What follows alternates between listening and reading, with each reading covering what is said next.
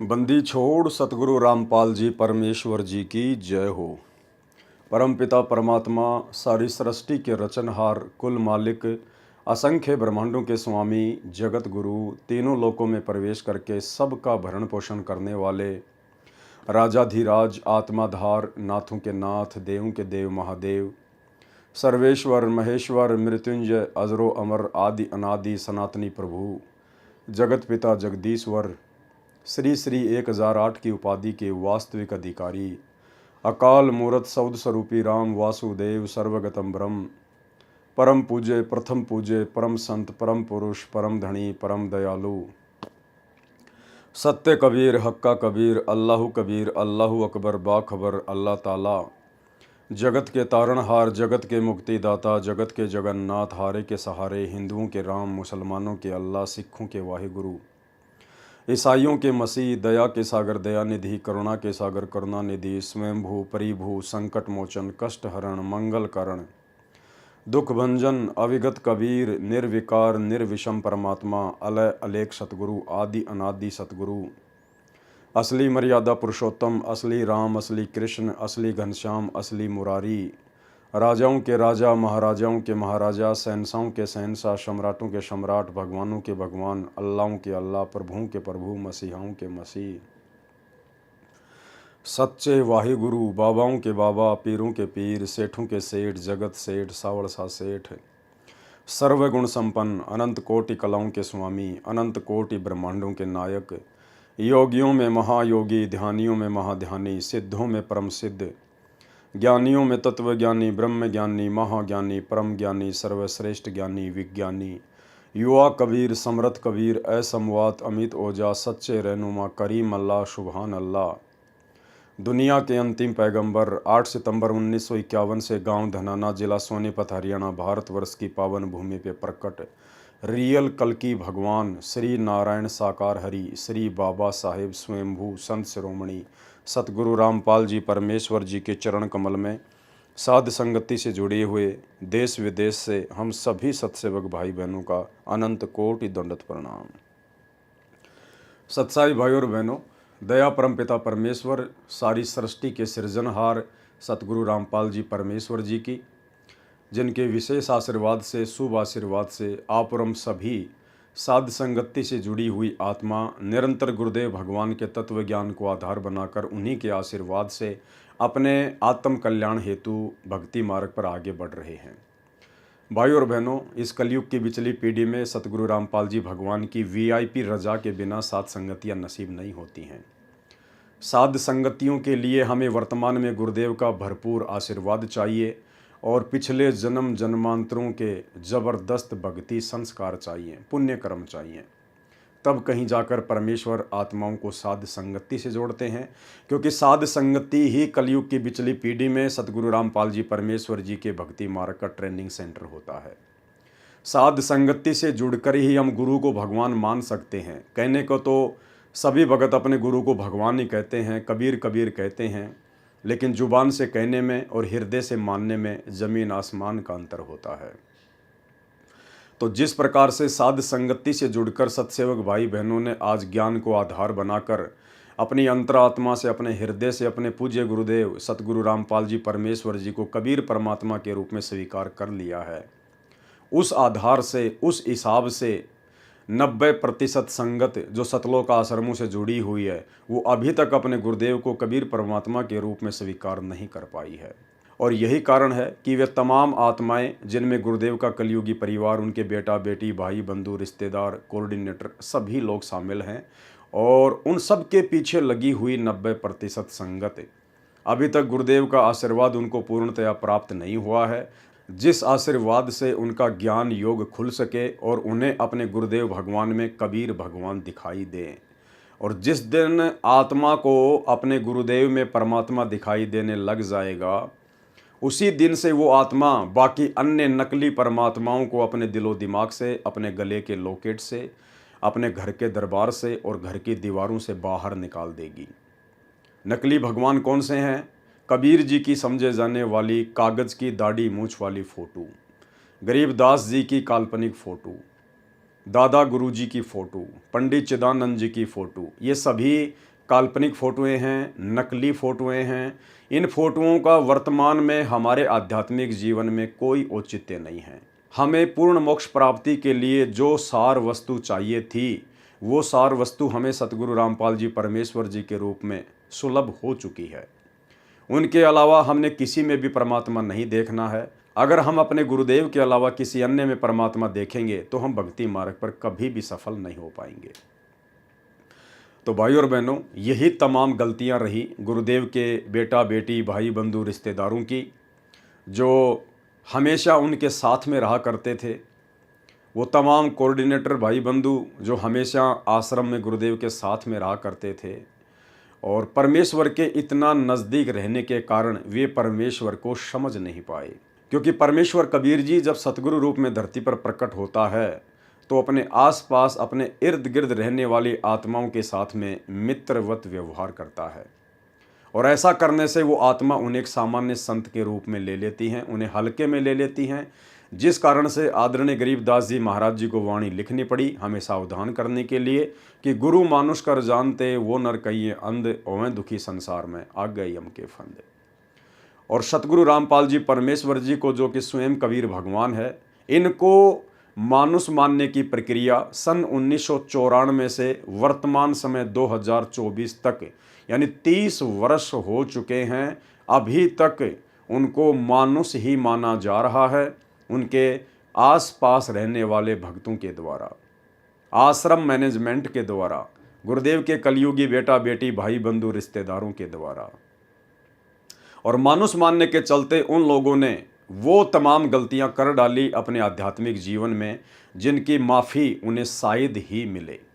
तो भाई और बहनों, हमने उन्हीं तमाम गलतियों से शिक्षा लेकर भक्ति मार्ग पर आगे बढ़ना है।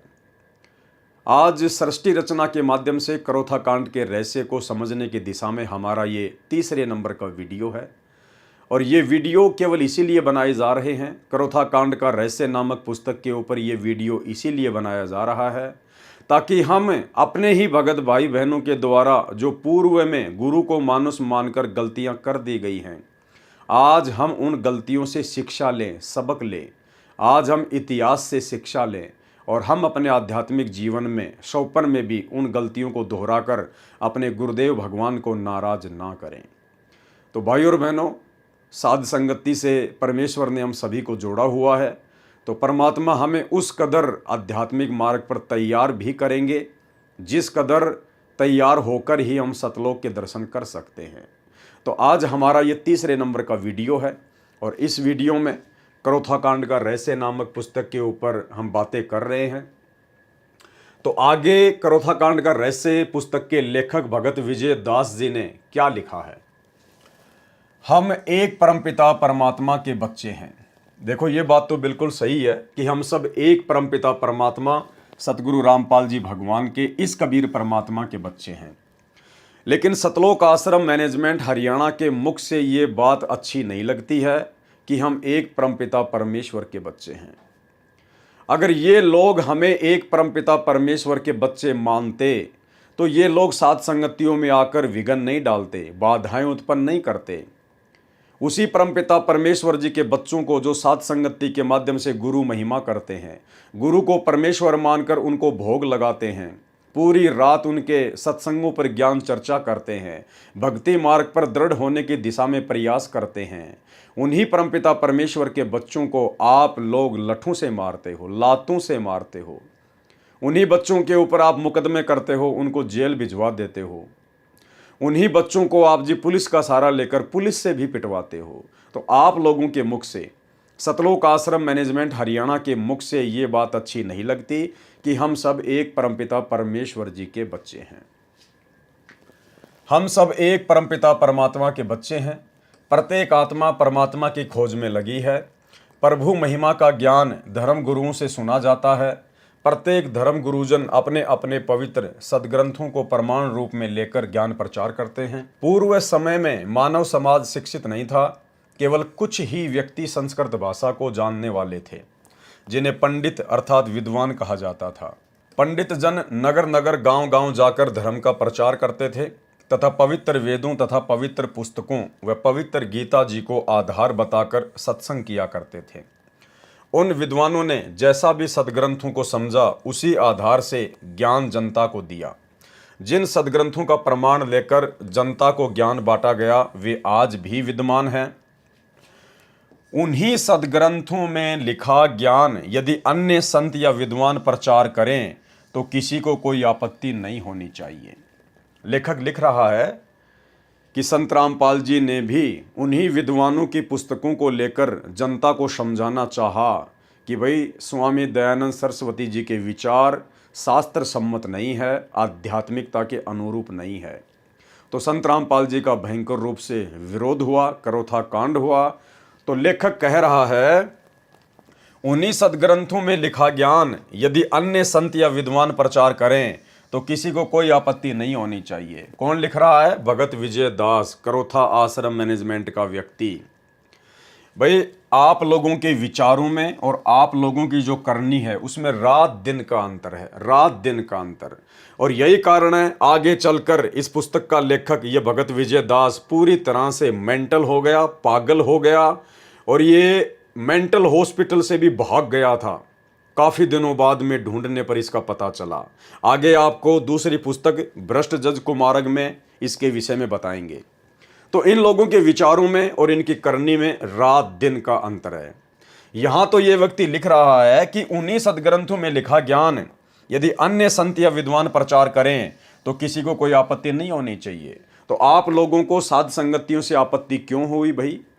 हम भी तो सतगुरु रामपाल जी परमेश्वर जी के सत्संगों को आधार बनाकर, उन्हीं के ज्ञान को आधार बनाकर अपने आप को भक्ति मार्ग पर दृढ़ करने के लिए साध संगतियां रखवाते हैं। तो आप लोगों को आपत्ति क्यों हो रही है? आप लोग क्यों जबरदस्ती असुरों की भांति साध संगतियों में आकर विघ्न पैदा करते हो? इसलिए भाई और बहनों, परमात्मा कहते हैं कि करनी तज कथनी कथ है, अज्ञानी दिन रात, कुत्ते ज्यों भौंकत फिरै, सुनी सुनाई बात। हमने शिक्षा लेनी है इस पॉइंट से कि हम सत्सेवक भाई बहनों की इस भक्ति मार्ग में कथनी और करनी एक होनी चाहिए। जैसा व्यवहार हम अपने साथ में चाहते हैं वैसा ही व्यवहार हमने दूसरों के साथ भी करना चाहिए। जबकि ये आदत सतलोक आश्रम मैनेजमेंट हरियाणा में नहीं है, गुरुदेव के बेटा बेटी भाई बंधु रिश्तेदारों में नहीं है। वर्तमान में सब सदग्रंथों का हिंदी अनुवाद उपलब्ध है। यदि शंका हो तो उन सदग्रंथों से तुलना की जा सकती है। पूर्व पंडितों, महर्षियों व संतों द्वारा अपने अनुभव की लिखी पुस्तकों से पता चल जाता है कि उन्होंने सदग्रंथों अनुसार अपना अनुभव लिखा है या नहीं। वर्तमान में कोई संत विद्वान सदग्रंथों को बताकर ज्ञान प्रचार करता है तथा उसका ज्ञान पूर्व वाले महर्षियों व पंडितों तथा संतों के विचारों से भिन्न है तो सत्य या असत्य का निर्णय सदग्रंथ से ही करना चाहिए। भाई यही तो हम कर रहे थे। हम सत्सेवक भाई बहन साध संगतियों के माध्यम से यही तो कर रहे थे। तो लेखक भगत विजय दास क्या लिख रहा है? पूर्व पंडितों, महर्षियों व संतों द्वारा अपने अनुभव की लिखी पुस्तकों से पता चल जाता है कि उन्होंने सदग्रंथों अनुसार अपना अनुभव लिखा है या नहीं। वर्तमान में कोई संत विद्वान सदग्रंथों को बताकर ज्ञान प्रचार करता है तथा उसका ज्ञान पहले वाले महर्षियों व पंडितों तथा संतों के विचारों से भिन्न है तो सत्य या असत्य का निर्णय सदग्रंथों से ही करना चाहिए, न कि लड़ाई झगड़ा करके, ना कि लड़ाई झगड़ा करके। अरे तो हम सत्सेवकों ने यही तो किया था।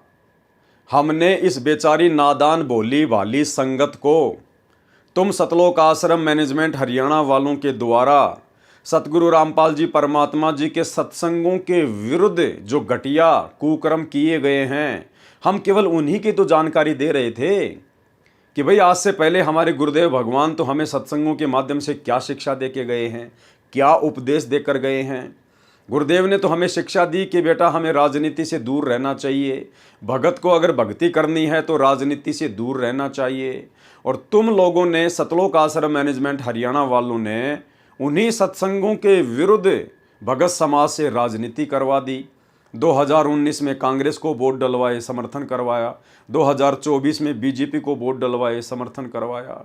तो यही तो सारी बातें हम भगत समाज को बता रहे हैं, संगत को बता रहे हैं कि भाई आप स्वयं निर्णय करो कि सतलोक आश्रम मैनेजमेंट हरियाणा आपको भक्ति मार्ग में आगे बढ़ा रहा है या गुरुजी के सत्संगों के विरुद्ध कर्म करवाकर काल की गोद में बैठा रहा है।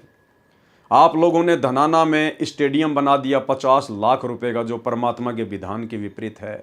आप लोग धनाना आश्रम में 3 एकड़ ज़मीन में हॉस्पिटल का काम शुरू कर दिए हैं, जो कि परमात्मा के विधान के खिलाफ है। आपने अपने आश्रम चलाने के लिए, धनाना गांव वालों को खुश करने के लिए गांव में एम्बुलेंस चला दी हैं फ्री में, बसें चला दी हैं फ्री में। आपने गांव वालों की रोडें ठीक करवाने के लिए भक्तों को मजदूर बना दिया। आपने हरियाणा के जाट आरक्षण में बिरानी आग में बेचारे भक्तों को बैठा दिया। भक्तों के ज्योति पाठ और दान का पैसा करोड़ों में आपने जाट आरक्षण वालों को चंदे के रूप में दिया। गैंगस्टरों की, गुंडों की सीबीआई जांच के समर्थन में आपने परमात्मा के सच्चे मुच्चे भक्तों को बैठा दिया। तो ये सारे कर्म सतगुरु रामपाल जी के सत्संगों के विरुद्ध हैं। और जब हमने ये देखा कि यहाँ तो काल का पूरी तरह से दाव लगा हुआ है, तो हमने साथ संगतियों के माध्यम से भाई बहनों को समझाना शुरू किया। हम तो शांति प्रिय तरीके से समझा रहे थे, वर्तमान में भी समझा रहे हैं और आगे भी समझाते रहेंगे। लेकिन आप लोगों ने कौन सा भगत का लक्षण दिखाया? आप लोगों ने तो केवल अपने स्वार्थ में अंधे होकर हमारे साथ में मारपीट की, गाली गलौज की, लड़ाई झगड़े किए, मुकदमेबाजियां की। तो भाई आप लिख क्या रहे हो और वर्तमान में स्वयं आप क्या कर रहे हो? तो आपकी तो करनी और कथने में अंतर है। तो दुनिया कहाँ से समझेगी आपकी बातों को? आपके शब्दों में वो सच्चाई नहीं है, आपके शब्दों में वचन नहीं है, क्योंकि आपका खुद का दोगला आचरण है। इसलिए दुनिया को जो आप उपदेश दे रहे हो ये पुस्तक लिख के, तो दुनिया आपकी बातों पर कैसे यकीन करेगी? आपके शब्दों का जो है असर ही नहीं होगा। वर्तमान में कोई संत विद्वान सदग्रंथों को बताकर ज्ञान प्रचार करता है तथा उसका ज्ञान पूर्व वाले महर्षियों व पंडितों तथा संतों के विचारों से भिन्न है, तो सत्य या असत्य का निर्णय सदग्रंथों से ही करना चाहिए, न कि लड़ाई झगड़ा करके। लड़ाई झगड़ा आदि उपद्रव वे लोग करते हैं या करवाते हैं। लड़ाई झगड़ा आदि उपद्रव वे लोग करते या करवाते हैं जिनको ये पता लग जाता है कि तुम्हारा ज्ञान शास्त्रों के विरुद्ध है। जिस प्रकार सतलोक आश्रम मैनेजमेंट हरियाणा को साध संगति के वीडियो देखकर ये पता चल चुका है कि तुमने जो जो काल प्रेरणा से संत रामपाल जी के सत्संगों के विरुद्ध कुकर्म किए हैं और भगत समाज से करवाए हैं, जो कि एविडेंस बन चुके हैं, वो प्रमाण बन चुके हैं, वे सारे के सारे सतगुरु रामपाल जी के सत्संगों के विरुद्ध हैं। लड़ाई झगड़ा आदि उपद्रव वे लोग करते या करवाते हैं जिनको ये पता चल जाता है कि तुम्हारा ज्ञान शास्त्रों के विरुद्ध है, संत रामपाल जी के सत्संगों के विरुद्ध। सतलोक आश्रम मैनेजमेंट हरियाणा के ये तमाम कुकर्म हैं। यदि अनुयायियों को पता चल गया, यदि संगत को पता चल गया साथ संगतियों के माध्यम से, तो तुम्हारे पास उत्तर नहीं है। सतलोक आश्रम मैनेजमेंट हरियाणा के पास में कोई जवाब नहीं है, क्योंकि टोटल गुरुजी की मर्यादाओं के विरुद्ध कार्य ये लोग कर रहे हैं। अनुयायी उनको छोड़कर पूर्ण संत के पास चले जाएंगे। सतलोक आश्रम मैनेजमेंट हरियाणा को यह डर बैठ गया, अगर सात संगतियां नहीं रुकवाई तो अनुयायी यानी संत रामपाल जी की संगत, उनके भगत सतलोक आश्रम मैनेजमेंट हरियाणा को छोड़कर पूर्ण संत के पास चले जाएंगे, अर्थात साध संगतियों में चले जाएंगे। और तुम्हारी धर्म की आड़ में चल रही दुकान बंद ना हो जाए और तुम्हारे सतलोक आश्रम बंद ना हो जाए, क्योंकि संगत को तो सच्चाई चाहिए, वो तो अपने मोक्ष के लिए जुड़ी है। और जब संगत सात संगतियों से जुड़ने लगी तो आप लोगों ने सात संगतियों में आकर बाधा उत्पन्न करनी शुरू कर दी, क्योंकि तुम्हारी दुकानें धीरे धीरे बंद होने लगी थी। तुम्हें डर सताने लगा, तुम्हें भय सताने लगा कि अगर इसी प्रकार से संगत सात संगतियों में जाने लगी तो हमारी तो दुकानें बंद हो जाएंगी, हमारे तो आश्रम बंद हो जाएंगे। तुम्हारी धर्म की आड़ में चल रही दुकान बंद न हो जाए, वे लोग जनता को धर्म की आड़ में मरने व मारने को प्रेरित करते हैं। और तुम सतलोक आश्रम मैनेजमेंट हरियाणा वालों ने बेचारी नादान संगत को गुरुजी का झूठा आदेश बताकर सात संगतियों में आकर विघ्न पैदा करने के लिए तुमने उनको जो है प्रेरित किया। इसी का परिणाम करोथा कांड है।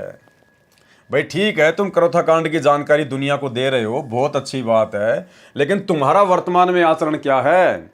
आज वर्तमान में सतलोक आश्रम मैनेजमेंट हरियाणा और जिन लोगों ने करोथा कांड करवाया आर्य समाजियों ने, उनमें कोई अंतर नहीं है, रत्ती भर भी अंतर नहीं है। जबकि वर्तमान का सतलोक आश्रम मैनेजमेंट हरियाणा, गुरुजी के बेटा बेटी भाई बंधु रिश्तेदार ये कोऑर्डिनेटर इतने नीचे गिर चुके हैं कि आर्य समाज से भी इन्होंने संत रामपाल जी के मार्ग को ज्यादा नुकसान पहुंचाया है। और ये आर्य समाज के कारण तो संत रामपाल जी केवल 21 महीने ही रोहतक की जेल में रहे थे जब करोथा कांड हुआ था। लेकिन बरवाला कांड में तो आर्य समाजियों का कोई रोल नहीं है, किसी का कोई रोल नहीं है। बरवाला कांड तो टोटल सतगुरु रामपाल जी परमात्मा के कलयुगी परिवार की मनमानियों का नतीजा है, मुख्य सेवादारों की मनमानियों का नतीजा है, स्टेट कोऑर्डिनेटरों की अज्ञानता और नासमझी का नतीजा है। अरे तुम लोगों की महागलतियों के कारण तो संत रामपाल जी 10 साल से जेल में बैठने को मजबूर हैं। आर्य समाजियों के कारण तो केवल 21 महीने जेल में रहे थे और तुम लोगों की मनमानियों के कारण आज 10 साल से जेल में बैठे हुए हैं। तो तुम लोग तो आर्य समाजियों से भी कहीं ज्यादा दोषी हो संत रामपाल जी की नजरों में। इसी का परिणाम करोथा कांड है। भाइयों और बहनों, करोथा कांड हो चुका है, उसका फैसला भी आ चुका है, सब कुछ हो चुका है। हमने इन चीज़ों से कोई लेना देना नहीं है। जो मोटी मोटी चीज़ें थी परमात्मा ने हमें सत्संगों में बता दी। हमारा मकसद ये वीडियो बनाने का कोई करोथा कांड की राम कहानी को पढ़ने का नहीं है। हमारा मकसद है करोथा कांड के माध्यम से शिक्षा लेने का कि किस प्रकार से सतगुरु के पास में रहने वाले भक्तों ने करोथा कांड करवाने के लिए उन विशेष परिस्थितियों को जन्म दिया, किस प्रकार से गुरुदेव के साथ में रहने वाले विशेष भक्तों ने, उनके परिवार के लोगों ने सतगुरु को मानुष मानकर काल प्रेरणा से गलतियां की। हमने वो गलतियां दोहराने से बचना है।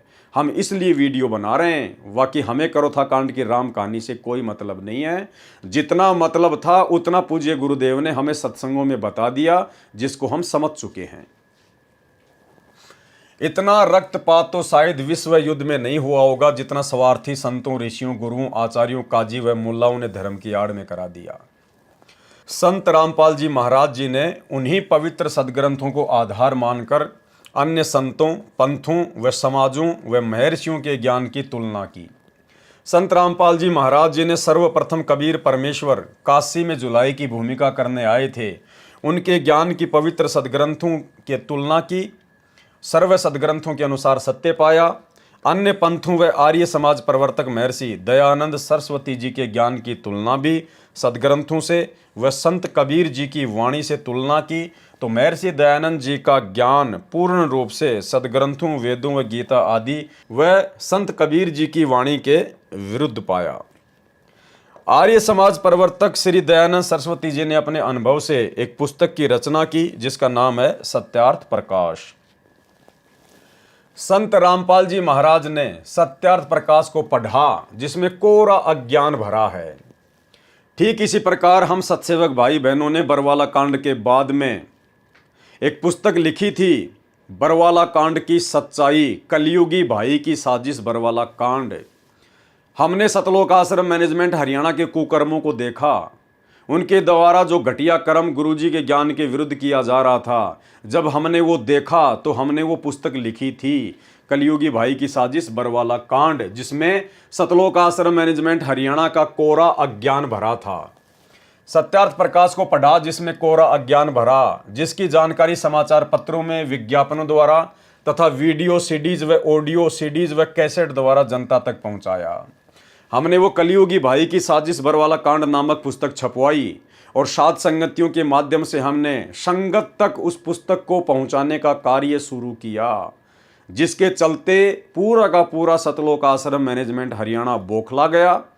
और इन लोगों ने सन 2016 में जयपुर में आकर मुझ पवन दास को घर में घुसकर और 8-10 गुंडों ने डंडों से, बेसबॉल से, हॉकी से जानवर की तरह मारा। वास्तविकता से परिचित होकर शिक्षित व्यक्तियों ने आर्य समाज के वर्तमान प्रधान व अन्य पदाधिकारियों से प्रश्न किए। ठीक इसी प्रकार कलयुगी भाई की साजिश बरवाला कांड नामक पुस्तक को पढ़कर संगत में जो परमात्मा प्रेमी आत्मा थी, जिनको भगवान चाहिए था, मोक्ष चाहिए था, उन आत्माओं ने उस पुस्तक को पढ़ा और साथ में जो प्रमाण दिए गए थे उनको देखा तो उन्होंने अपने अपने कोऑर्डिनेटरों से, नामदान संचालकों से और सतलोक आश्रम मैनेजमेंट हरियाणा वालों से, गुरुजी के बेटा बेटियों से सवाल जवाब करने शुरू कर दिए। वास्तविकता से परिचित होकर शिक्षित व्यक्तियों ने आर्य समाज के वर्तमान प्रधान व अन्य पदाधिकारियों से प्रश्न किए कि आप किस निंद्रा में सो रहे हो। यह सत्यार्थ प्रकाश क्या आपने कभी नहीं पढ़ा जिसमें कोरी बकवाद भरी है। सार्वदेशिक आर्य प्रतिनिधि सभा हरियाणा के प्रधान व महामंत्री व अन्य आचार्यों को वह तथ्य दिखाए जो संत रामपाल जी महाराज संचालक सतलोक आश्रम करोथा ने समाचार पत्रों में विज्ञापनों में समूलास व पृष्ठ संख्या अंकित की थी। इस सत्यार्थ प्रकाश के आधार से तो सभ्य समाज में आग लग जाएगी। जो कुक्रम सतगुरु के जेल जाने के बाद में उनके परिवार ने किए हैं, सतलोक आश्रम वालों ने किए हैं, अगर ये कुक्रम भक्ति मार्ग में जायज हैं तो भाई धरती पे फिर भक्ति का नामो निशान मिट जाएगा। कोई भी सतगुरु रामपाल जी परमात्मा की भक्ति पे यकीन नहीं करेगा, क्योंकि जो कुक्रम संगत से करवाए गए हैं उनके नाम की आड़ में, अरे उन्हीं कुक्रमों को छोड़कर तो हम लोग भक्ति मार्ग में आए हैं। और भक्ति मार्ग में भी यदि हमारे से गुरु जी का नाम लेकर वही कुक्रम करवाए जाएंगे, गंदी राजनीतियाँ, दुनिया वालों के साथ में यारी दोस्ती करना सिखाना, गुंडों की सीबीआई जांच करवाना, आरक्षण के लिए धरनों पर बैठाना, बड़े बड़े स्टेडियम बना देना, हॉस्पिटल का काम शुरू कर देना, अरे यही सारे कुकर्म तो हम सब छोड़ के आए थे। और यही सारे घटिया कर्म हमसे यदि नाम लेने के बाद में करवाए जा रहे हैं हमारे गुरुदेव भगवान के नाम की आड़ में, उन्हीं के परिवार के द्वारा, तो भक्ति कौन करेगा, कौन जुड़ेगा उनके मार्ग से? केवल वही जुड़ेगा जो अंधा होगा, जिसको कुछ पता नहीं होगा। दुनिया आपस में लड़ मरेगी, महाभारत के युद्ध से भी अधिक जनहानि हो जाएगी। क्या उपरोक्त विवाह व नियोग के नियमों का पालन आर्य समाज के व्यक्ति कर सकते हैं? यानी सत्यार्थ प्रकाश में कुछ बहुत सारी बेहुदा बातें लिखी हुई थी, उनके ऊपर दास पहले वीडियो बना चुका है, जिसमें नियोग के विषय में यानी आर्य समाज से जुड़ी हुई एक औरत 11 गैर पुरुषों के साथ में शारीरिक संबंध बनाकर बच्चे पैदा कर सकती है विधवा होने के बाद, या उसका पति यदि विदेश चला जाए और 3 साल तक नहीं आता है तो वो समाज के गैर पुरुषों के साथ में नियोग करके अवैध शारीरिक संबंध बना के 11 पुरुषों तक वो बच्चे पैदा कर सकती है। ऐसी ऐसी घटिया बातें सत्यार्थ प्रकाश में लिखी हुई थी, जिनका खंडन सतगुरु रामपाल जी परमेश्वर जी ने समाचार पत्रों में लेख छपवा कर किया, जिस कारण उनका विरोध हुआ। नहीं तो किस लिए बेहुदे ज्ञान युक्त पुस्तकों को बेचकर भोली जनता को ठगा जा रहा है? कहते हैं कि सत्यार्थ प्रकाश वेद ज्ञान आधार से रचा है।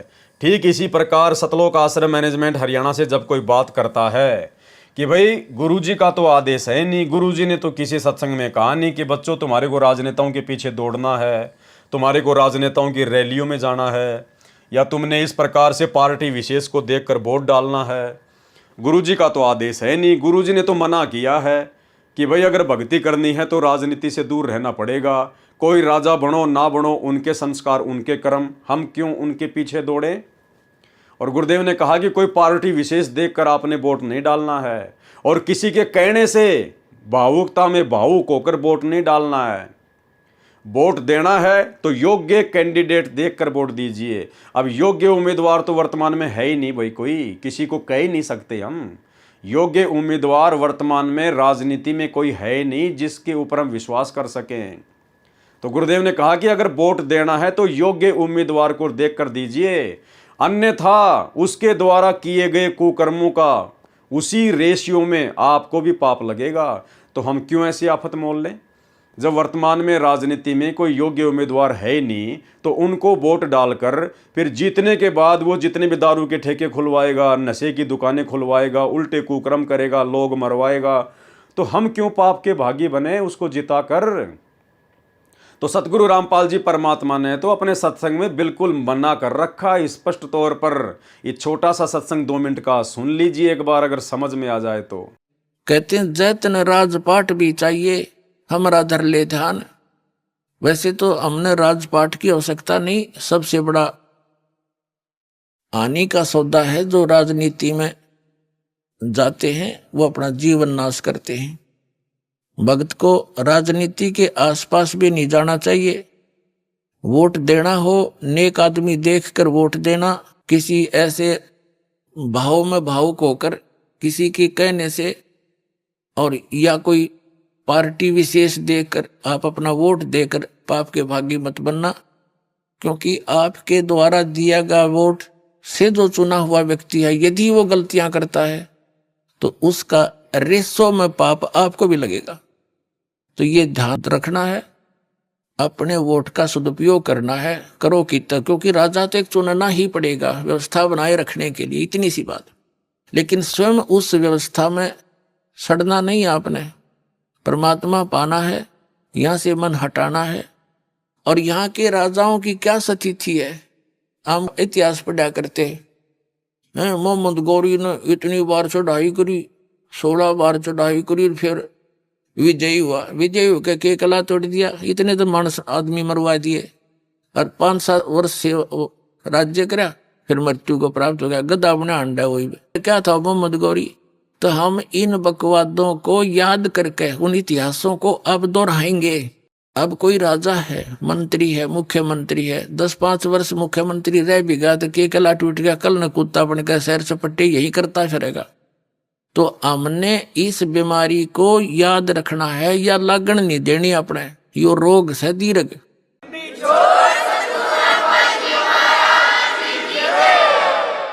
अब जैसे क्या याद दिलाते परमात्मा, सर्व सोने की लंका थी वो रावण से रणधीरम, एक पलक में राज विराजी जम के पड़े जंजीरम, मन तू सुख के सागर बसरे भाई और न ऐसा यसरे। जैसे कोई अच्छा राजनेता हुआ है और उसकी मृत्यु के उपरांत उसकी यादगार में उसका स्टैच्यू बना दिया, मूर्ति कोई पत्थर पीतल की, 1 वर्ष में उसका सत्कार करने जाते हैं, राजनेता माला डाल देते हैं, दीप जला देते हैं, उसकी आरती उतार देते हैं, और शेष समय में मनमाना वही राजनेता और कौवा बड़का अपने स्टैच्यू के ऊपर बैठ कर बीट करता हो सिर पे। बता के जस हुआ, क्या यश हुई है? इस झूठे लोक में यदि आपने सफलता पानी है, यहाँ की मर्यादाओं की तरफ झांकना नहीं है, वही हमें हानि करती है। हम यहाँ के ठाठ बाट देखकर हम भी बह जाते हैं। तो परमात्मा कहते झूठे सुख को सुख कहे ये मान रहा मनमोद, ये सकल चबीना काल का कुछ मुख में कुछ गोद। तो ये सब काल का आहार है, काल व्यवस्था है। काल व्यवस्था से ऊपर उठेंगे तभी हम परमात्मा पाएंगे।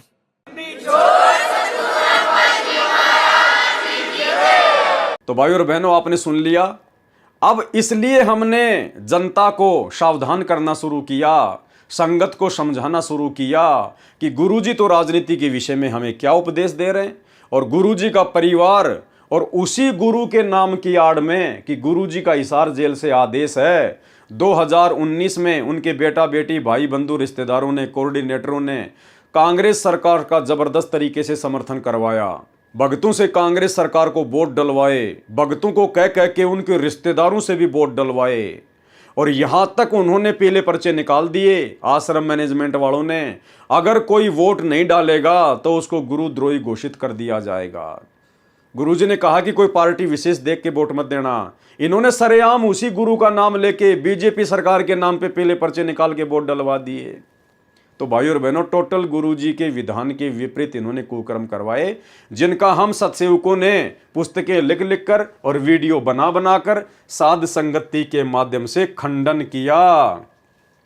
और ये लोग कहते थे कि ये सारे आदेश गुरुजी के हैं, ये सारे आदेश गुरुजी के हैं, ये सारे आदेश गुरुजी के आ रहे हैं। अरे गुरुजी के आदेश कहां से आ जाएंगे भाई? गुरुदेव ने हमें जो आदेश देना था हमें अपने सत्संगों में दे दिए।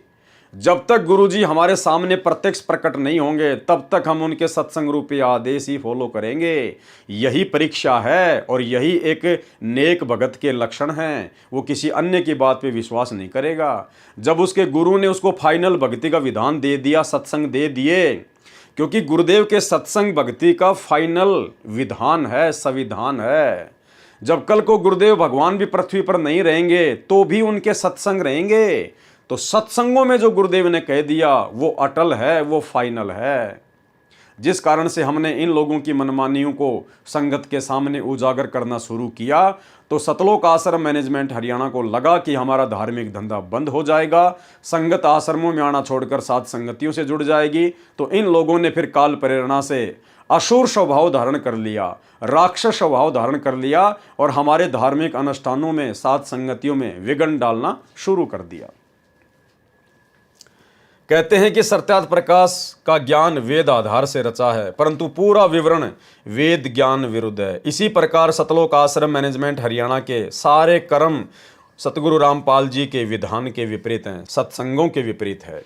प्रिय पाठकगण, आगे पढ़े इसी पुस्तक में आश्चर्यजनक त्रुटियां जो सत्यार्थ प्रकाश में विद्यमान है। ऐसी सच्चाई का आर्य समाज के मुखियाओं के पास उत्तर नहीं था।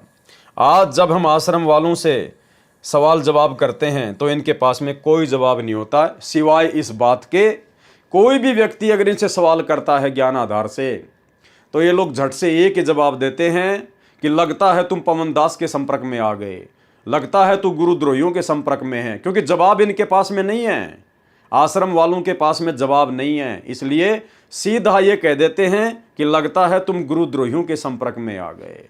नाच न जाने आंगन टेढ़ा, जिसको नाचना नहीं आता वो फिर यही बहाना बनाता है कि भई आंगन टेढ़ा मेढ़ा है, कहीं मेरे पैर में चोट ना लग जाए। ऐसी सच्चाई का आर्य समाज के मुखियाओं के पास उत्तर नहीं था। उन्होंने अपने अनुयायियों को संत रामपाल जी के विरुद्ध अन्य आरोप लगाकर भड़काया। ठीक इसी प्रकार सतलोक आश्रम मैनेजमेंट हरियाणा ने जब उनके पास में कोई जवाब नहीं था तो उन्होंने मुझ पवन दास के खिलाफ संगत को भड़काना शुरू कर दिया कि वो गुरुजी की जमानत के नाम पर, आश्रम खोलने के नाम पर भक्तों से पैसे हड़प रहा है, गुरुजी का आदेश है, अगर किसी ने उसका वीडियो देख लिया तो उसका नाम खंड हो जाएगा। पता नहीं तरह तरह के लांछन मुझ पवन दास के ऊपर लगाए गए, जिस प्रकार आर्य समाजियों के द्वारा पूज्य गुरुदेव जी के ऊपर लगाए गए। उन्होंने अपने अनुयायियों को संत रामपाल जी के विरुद्ध अन्य आरोप लगाकर भड़काया तथा संत रामपाल को जान से मारने के अतिरिक्त कोई विकल्प नहीं सूझा, जिस कारण से करोथा कांड किया और करवाया। और ठीक इसी प्रकार अंत में सतलोक आश्रम मैनेजमेंट हरियाणा ने भी, जब कोई चारा इनके पास में नहीं बचा कि तुम्हारे अज्ञान और पाखंड की पोल खुलती जा रही है, तो अंत में इन्होंने मेरे ऊपर 420 का झूठा मुकदमा बनवाकर हिसार की जेल में डलवा दिया। करोथा कांड का कारण, भाई और बहनों, ये वही 9 नंबर का पेज है जो मैंने आपको 2 नंबर के पार्ट में शुरू में दिखाया था कि करोथा कांड का मुख्य कारण क्या था। करोथा कांड का मुख्य कारण था जब गुरुजी महाराष्ट्र के पूना शहर में सत्संग करने के लिए गए हुए थे महीने भर के लिए, तो पीछे से गुरुजी के भाई ने और सतलोक आश्रम करोथा के जो मुख्य सेवादार थे, उन्होंने बिना अपने गुरुजी की सलाह के, बिना अपने गुरुजी से विचार विमर्श किए, बिना गुरुजी की आज्ञा के, काल प्रेरणा से एक भगत से 1 एकड़ जमीन दान में ले ली और आगे चलकर उसी जमीन के ऊपर मुकदमा हुआ और उसी मुकदमे के माध्यम से आर्य समाजियों को सतलोक आश्रम करोथा के ऊपर आक्रमण करने का मौका मिला। यानी गुरु को मानुष मानकर उन मुख्य सेवादारों ने जो मनमाना आचरण किया काल प्रेरणा से, उसी का नतीजा ये करोथा कांड था। भाई और बहनों, एक बार फिर से हम इसको मोटा मोटा पढ़ेंगे। सतलोक आश्रम करोथा के संस्थापक सतगुरु रामपाल जी का जन्म 8 सितंबर 1951 में गांव धनाना, जिला सोनीपत, हरियाणा राज्य के एक किसान परिवार में हुआ। इनके पिता का नाम श्री नंदलाल जी है। संत रामपाल जी गृहस्थी हैं। इनके 2 लड़के तथा 2 लड़कियां संतान रूप में है। संत रामपाल जी महाराज अपनी पढ़ाई पूरी करने के पश्चात हरियाणा सरकार के सिंचाई विभाग में कनिष्ठ अभियंता जेई के पद पर तैनात हुए। संत रामपाल जी की बचपन से ही भगवत भक्ति में रुचि रही है। 1988 में संत रामपाल जी अपने कबीरपंथी गुरु स्वामी रामदेवानंद जी के संपर्क में आए और उनसे नाम उपदेश लिया।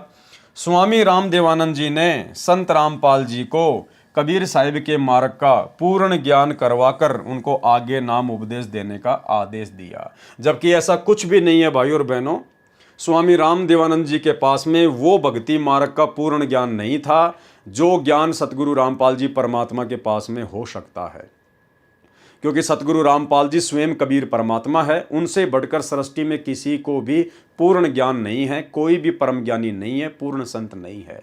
ये तो केवल संत रामपाल जी ने एक लीला की 12वें पंथ में प्रवेश करके अपने विधान अनुसार कि 12वें पंथ हम ही जावें और सब पंथों को मिलाकर एक पंथ चलावें। तो 17 फरवरी 1988 को सतगुरु रामपाल जी परमेश्वर जी ने ठीक उसी प्रकार लीला की जैसी लीला उन्होंने 650 साल पहले बनारस के काशी में पंडित रामानंद जी को अपना मुंह बोला गुरु बना के की। तो 17 फरवरी 1988 को सतगुरु रामपाल जी परमात्मा ने अर्थात उसी कबीर भगवान ने आदरणीय राम देवानंद जी को लोक दिखावे में और गुरु शिष्य परंपरा को बनाए रखने के लिए अपना मुंह बोला गुरु बनाया। असल में स्वामी राम देवानंद जी पूर्ण संत नहीं थे, उनको कबीर परमेश्वर जी के मार्ग का पूर्ण ज्ञान नहीं था। सतगुरु रामपाल जी स्वयं कबीर परमात्मा हैं। इनको 8 सितंबर 1951 में धरती पर प्रकट होकर फिर सन 1994 से अपने यथार्थ 13वें कबीर पंथ की शुरुआत करनी थी। उसके लिए इन्होंने 12वें पंथ में प्रवेश करना था और 12वें पंथ में इन्होंने लीला अनुसार अपने विधान अनुसार 17 फरवरी 1988 को आदरणीय राम देवानंद जी को अपना मुंह बोला गुरु बनाकर 12वें पंथ में इन्होंने प्रवेश किया और फिर आगे चलकर इन्होंने 13वें पंथ का सन 1994 में संचालन किया, शुरुआत की। स्वामी राम देवानंद जी ने संत रामपाल जी को कबीर साहिब के मार्ग का पूर्ण ज्ञान करवाकर उनको आगे नाम उपदेश देने का आदेश दिया। ये लेखक इस प्रकार की बातें क्यों लिख रहा है? क्योंकि लेखक संत रामपाल जी को कबीर नहीं मानता। सतलोक आश्रम मैनेजमेंट हरियाणा आज भी सतगुरु रामपाल जी को पूर्ण परमात्मा नहीं मानता, पूर्ण संत नहीं मानता है, केवल मानुष मानता है। और गुरु को मानुष मानने वाला व्यक्ति गलती करता ही करता है। इसीलिए गरीबदास जी ने कहा है कि गुरु मानुष कर जानते वो नर कहिए अंध, ओवें दुखी संसार में आगे यम के फंद। तो आज हमें ये सारी बातें ठीक ठीक समझ में आएंगी। उन भाई बहनों को जो साध संगतियों से जुड़ चुके हैं, जिनको अपने गुरुजी में परमात्मा नजर आता है, उन्हीं को ये बातें समझ में आएंगी कि असल में लीला क्या है। अपने आप को यानी संत रामपाल जी ने अपने आप को भक्ति में पूरी तरह लिप्त करने के लिए संत रामपाल जी ने सरकारी नौकरी से त्याग पत्र दे दिया। ऐसा नहीं है भाई और बहनों, दास ने आपको पहले भी बताया था। संत रामपाल जी ने जेई की नौकरी से त्याग पत्र स्वयं को भक्ति पर लिप्त करने के लिए नहीं दिया। अरे वे तो स्वयं परमात्मा है, पूर्ण संत हैं, परम ज्ञानी हैं, जगत गुरु हैं, तत्वदर्शी संत हैं। वो तो केवल भक्ति करने की एक्टिंग कर रहे हैं, लीला कर रहे हैं। असल में उन्होंने जेई की नौकरी से त्याग पत्र हम दो कोटि के जीवों को, हम आत्माओं को अपना ज्ञान देकर भक्ति में लिप्त करने के लिए त्याग पत्र दिया था, ना कि स्वयं भक्ति करने के लिए उन्होंने कोई त्याग पत्र दिया था। अपने आप को भक्ति में पूरी तरह लिप्त करने के लिए संत रामपाल जी ने सरकारी नौकरी से त्यागपत्र दे दिया। यदि संत रामपाल जी ने केवल भक्ति ही करनी थी, अपने आप को भक्ति में लिप्त करना था, तो फिर उनको गुरु नहीं बनना चाहिए था लेखक के अनुसार। क्योंकि उन्होंने तो नौकरी से त्यागपत्र इसलिए दिया था कि मैं भक्ति ज़्यादा से ज़्यादा कर सकूं, अपने आप को भक्ति में लिप्त कर सकूं। तो भाई जिस आदमी की ये सोच है कि मैं अपने आप को भक्ति में लिप्त कर सकूं, तो फिर गुरु बनकर वो अपना समय क्यों बर्बाद करेगा? वो दुनिया को उपदेश देकर अपना समय क्यों बर्बाद करेगा? वो तो स्वयं भक्ति करेगा ज़्यादा से ज़्यादा। तो यहाँ पर लेखक की सोच गुरु को मानुष मानने के कारण वैसी ही है। अपने आप को भक्ति में पूरी तरह लिप्त करने के लिए संत रामपाल जी ने सरकारी नौकरी से त्यागपत्र दे दिया, जो हरियाणा सरकार द्वारा स्वीकृत है, और घर को भी पूर्ण परमात्मा के प्रचार प्रसार के लिए छोड़ दिया। संत रामपाल जी ने अपने परिवार को सन 1995 में ही छोड़ दिया था, जिस परिवार के पीछे आज वर्तमान में लाखों की संगत अंधी होकर चल रही है और अपनी मर्यादा तोड़ रही है। स्वामी राम देवानंद जी महाराज गांव छुडानी में स्थित गरीबदास महाराज के आश्रम में आया करते थे। इसलिए संत रामपाल जी ने भी अपने गुरु के दर्शन करने जाने होते थे तथा वहां पर सत्संग करना प्रारंभ कर दिया। छुडानी में संत रामपाल जी के सत्संग के दौरान सत्संग सुनने के लिए काफ़ी संख्या में शिष्यों की भीड़ इकट्ठी होने लगी, जिससे छुडानी आश्रम के महंतों व संतों को ईर्ष्या होने लगी।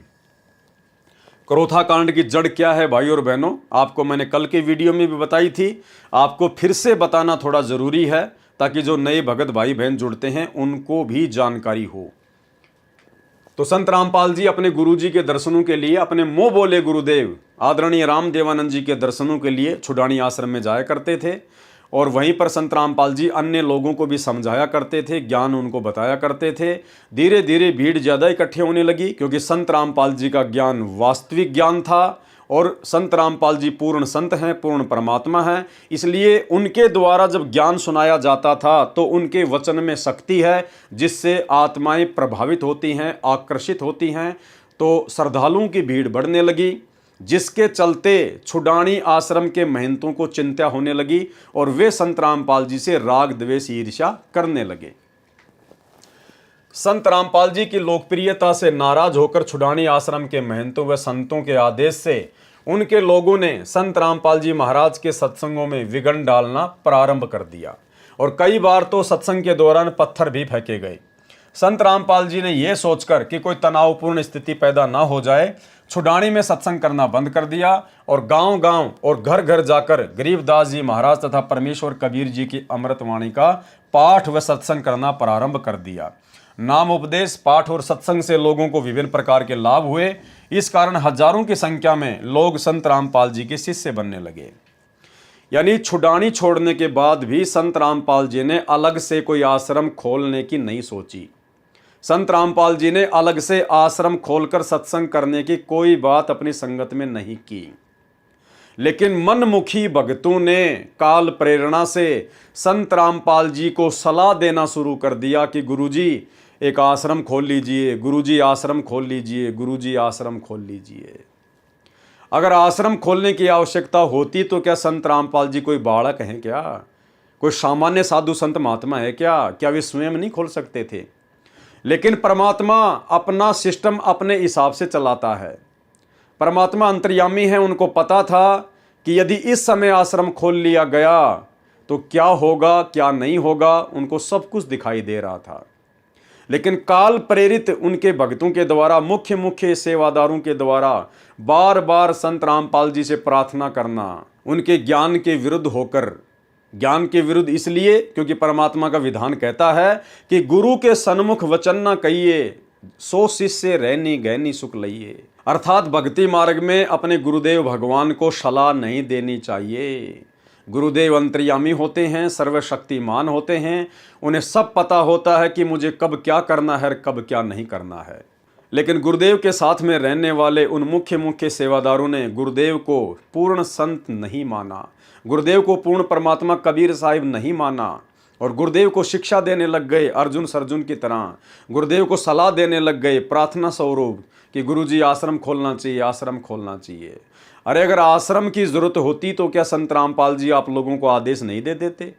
क्या संत रामपाल जी आप लोगों को नहीं बताते अगर आश्रम की आवश्यकता होती तो? लेकिन संत रामपाल जी अपने हिसाब से अपना कार्य करना चाहते थे, लेकिन बीच में काल प्रेरित जीवों ने टांग अड़ाना शुरू कर दिया और भाई और बहनों उसी का नतीजा आगे चलकर ये करोथा कांड हुआ। देखिए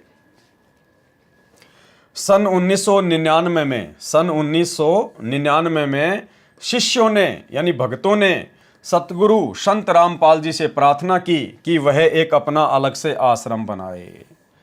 जो मुख्य मुख्य सेवादार थे गुरुदेव के साथ में, उनका भाई ये बसंत सैनी जैसे, ये पुरुषोत्तम सैनी जैसे, इन लोगों ने गुरुदेव को सलाह देनी शुरू कर दी कि गुरुजी एक अलग से आश्रम बनाया जाए, एक अलग से आश्रम खोला जाए।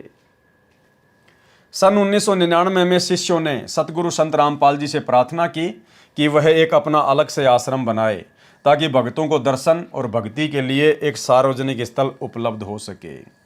भाई भक्तों को दर्शन क्या पहले नहीं मिल रहा था? अरे भैया, परमात्मा ने छुडानी में आश्रम करना बंद कर दिया और उसके बाद परमात्मा गांव-गांव जाकर, नगर-नगर जाकर अपना सत्संग कर रहे थे। तुम लोग खुद ही तो लिख रहे हो। और गांव-गांव और घर-घर जाकर गरीबदास जी महाराज तथा परमेश्वर कबीर जी की अमृतवाणी का पाठ व सत्संग करना प्रारंभ कर दिया। तो क्या भक्तों को आशीर्वाद नहीं मिल रहा था? क्या भक्तों को गुरु जी के दर्शन नहीं हो रहे थे? लेकिन काल प्रेरणा से इन्होंने गुरुदेव को सलाह देना शुरू कर दिया आश्रम खोलने के लिए। और फिर क्या किया उन लोगों ने? शिष्यों ने गांव करोथा जिला रोहतक में एक जमीन के टुकड़े का प्रबंध किया और महाराज जी से अनुरोध किया कि आप वहां पर एक आश्रम बनाइए। खुद ही मनमुखी रूप से, खुद ही विचार विमर्श करके, सलाह करके, मनमुखी होकर उन मुख्य मुख्य सेवादारों ने, सतलोक आश्रम के मैनेजमेंट ने गांव करोथा में, जहां पर करोथा आश्रम बना हुआ है, उस जमीन का प्रबंध किया और फिर गुरुदेव से कहा कि अब आप वहां पर आश्रम खोलिए। शिष्यों ने गांव करोथा जिला रोहतक में एक जमीन के टुकड़े का प्रबंध किया और महाराज जी से अनुरोध किया कि आप वहां पर एक आश्रम बनाइए। सर्व संगत के सहयोग से गांव करोथा में सतलोक आश्रम का निर्माण हुआ और उसका प्रबंध बंदी छोड़ भक्ति मुक्ति ट्रस्ट के हवाले किया। जब आश्रम का निर्माण हो ही रहा था, अब देखो भाई और बहनों, गुरु को शिक्षा देने का नतीजा, गुरु को सलाह देने का नतीजा, जबरदस्ती भक्ति मार्ग में टांग अड़ाने का नतीजा। हमने यही शिक्षा लेनी है भाई और बहनों। हम जीव हैं, दो कोटि के प्राणी हैं, हमारी कोई औकात नहीं है। जैसा गुरुजी हमें आदेश करें हमने केवल उसी हिसाब से भक्ति मार्ग पर चलना है। फालतू का वाद विवाद, गुरुजी के सामने ज़्यादा बोलना, चटर पटर बोलना या उनको कोई सलाह देना, ये बिल्कुल भी नहीं। हमने केवल गुरुदेव के सामने जाना होता है सत्संग सुनने के लिए, और जैसा गुरुजी हमें आदेश दें वो सिरोधारिये और चुपचाप उल्टे पैर अपने घर चले आना है। इससे ज़्यादा यदि अपने आप में डेढ़ शाने बनोगे, जैसे करोथा आश्रम मैनेजमेंट के मुख्य भगत बने हुए थे, तो काम बिगड़ेगा ही बिगड़ेगा, बिगड़ेगा ही बिगड़ेगा। जबरदस्ती इन्होंने काल प्रेरणा से अपनी मनमानी करते हुए और ये सतलोक आश्रम करोथा का निर्माण करवाया, जबरदस्ती। भाई और बहनों, ये सृष्टि रचना का ज्ञान परमात्मा ने इसीलिए दिया है कि हम लोग अचिंत की तरह गलती ना करें। वो सृष्टि रचना कोई बच्चों का लेख नहीं है कोई। स्वयं कबीर साहिब, सतगुरु रामपाल जी, भगवान ने हमें वो ज्ञान सुनाया है, बताया है, पुस्तकों में सृष्टि रचना को लिखा है। शिक्षा के लिए, इतिहास हमेशा शिक्षा के लिए पढ़ाया जाता है।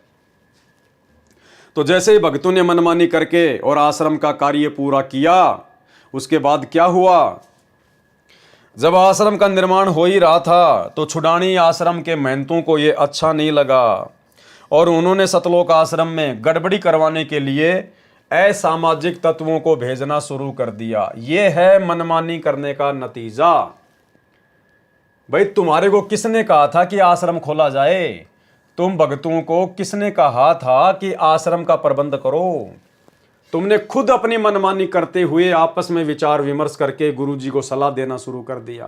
तुमने खुद ही जमीन का इंतजाम किया और तुम लोगों ने खुद ही आश्रम का निर्माण करवाया, और उसके बाद में काल प्रेरणा से काल ने अपने दूतों को उकसाना शुरू कर दिया और आश्रम में गड़बड़ी करवाना शुरू कर दिया। यानी वहीं से संत रामपाल जी के सिर में दर्द होना शुरू हो गया, अपने ही मुख्य भक्तों की नादानियों के कारण, नासमझियों के कारण, गुरु को मानुष मानने के चलते। तो छुडानी आश्रम के महंतों ने असामाजिक तत्वों को भेजना शुरू कर दिया ताकि उनको परेशान किया जा सके। उन्होंने पैसा मांगना और दूसरे गैर वाजिब मांगे करनी शुरू कर दी, जिन बातों से संत रामपाल जी को काफ़ी परेशानियों का सामना करना पड़ा। क्यों करना पड़ा? उन भक्तों की नादानी के कारण। अगर वो गुरुजी को सलाह ना देते, जबरदस्ती करोथा आश्रम ना खुलवाते, क्योंकि परमात्मा तो अपने हिसाब से गांव-गांव जाकर सत्संग कर ही रहे थे, अपना काम कर ही रहे थे। अगर उन्होंने आश्रम खोलने की आवश्यकता होती तो वो तो 50 आश्रम खोल देते भाई। लेकिन भाई और बहनों, गुरु को मानुष मानने के चलते ये गलतियां होती हैं। देखो, आज आपको तीसरी बार फिर से वो छोटा सा वीडियो दिखाएंगे जिसमें गुरुदेव ने कहा कि आप अपने गुरुजी के साथ में भी रह रहे हैं, और यदि आप गुरुजी को अपने जैसा ही मानुष मानोगे, एक व्यक्ति मानोगे, एक साधारण संत मानोगे, तो कभी न कभी आपके मन में दोष आएगा, और दोष आएगा तो काल प्रेरणा से गलती होगी। सुनिए, परमात्मा बताते हैं, गुरु मानुष कर जानते ते नर कहिए अंधे, ओवे दुखी संसार में आगे यम के फंदे। गुरु को मानुष कर जानते तो ते नर कहिए अंधे, और फिर होवे दुखी संसार में, फिर काल के फंदे। पुणात्मा, हमने गुरुजी को परमात्मा मानना पड़ेगा। परमात्मा मानने से हमारी यह प्रॉब्लम सोल्व होएगी, नहीं तो नहीं हो सकती। हम अपने ही जैसा गुरु को माने, एक मानुष रूप मान करके हम यदि उसके साथ रहेंगे तो कभी ना कभी दोष आपके मन में आवेगा। तो इसी प्रकार ये जितने भी लोग जो सतलोक आश्रम करोथा में रहा करते थे, गुरुदेव के ज़्यादा नज़दीक थे, इन लोगों ने कभी भी सतगुरु रामपाल जी को परमात्मा के रूप में नहीं लिया। आम संत के रूप में लिया, मानुष ही माना अपने जैसा। और अंत में गुरुदेव का तो विधान है कि गुरु जी के साथ में भी रहोगे तो भैया कभी न कभी काल गलती करवाएगा, यदि उनको मानुष मानोगे तो। और गलतियां काल ने करवा दी। जिन बातों से संत रामपाल जी को काफी परेशानियों का सामना करना पड़ा, यानी अपने भक्तों की नादानियों के कारण संत रामपाल जी को परेशानियों का सामना करना पड़ा। छुडानी आश्रम के महंतों ने डिगल गांव के 40-50 बदमाशों को पूर्णिमा सत्संग के दौरान बदनीयत से सतलोक आश्रम में भेजा। अरे अगर आश्रम खुलता ही नहीं, तुम अगर जबरदस्ती आश्रम के लिए परमात्मा को सलाह ना देते तो कहां से डिगल गांव के 40-50 बदमाश पूर्णिमा के सत्संग में सतलोक आश्रम में आते। अरे ना होता बांस और ना बजती बांसुरी, लेकिन तुम लोगों ने जबरदस्ती अपनी मनमानी करके खुद तो परेशान हुए साथ में सतगुरुदेव भगवान के मिशन को भी तुमने नुकसान पहुंचाया। छुडानी आश्रम के महंतों ने डिगल गांव के 40-50 बदमाशों को पूर्णिमा सत्संग के दौरान बदनीयत से सतलोक आश्रम में भेजा। सन 2001 में बदमाशों ने कच्छे पहनकर और शरीर पर तेल लगाकर आश्रम पर आक्रमण किया। तो फिर तुम क्या कर रहे थे? तुम कौन से भगत थे? तुम्हारे मेरे उन बदमाशों में क्या अंतर था भाई? वो बेचारे अज्ञानता के कारण बदमाशी कर रहे थे और तुम्हें ज्ञान होने के बावजूद भी तुमने जबरदस्ती गुरुजी के साथ में बदमाशी की। गुरुजी को सलाह देना भक्ति मार्ग में गुरुजी के साथ में मजाक करना है, बदमाशी करना है। तो उन गुंडों में और तुम्हारे में, सतलोक आश्रम करोथा मैनेजमेंट वालों में क्या अंतर था भाई? किसने इनको इनवाइट किया? तुम लोगों की महागलती ने। गुरुजी को सलाह देने के कारण आश्रम होता ही नहीं तो वो लोग कच्छे पहनकर और शरीर पर तेल लगाकर क्यों आते आश्रम में बदनीयत से? तो भाई और बहनों, हमने ध्यान रखना है। हम अपना इतना अनमोल समय जो इस पुस्तक के ऊपर वीडियो बनाने में जाया कर रहे हैं, हमने शिक्षा लेनी है, शिक्षा, वरना कोई फायदा नहीं होगा इस पुस्तक को पढ़ने का।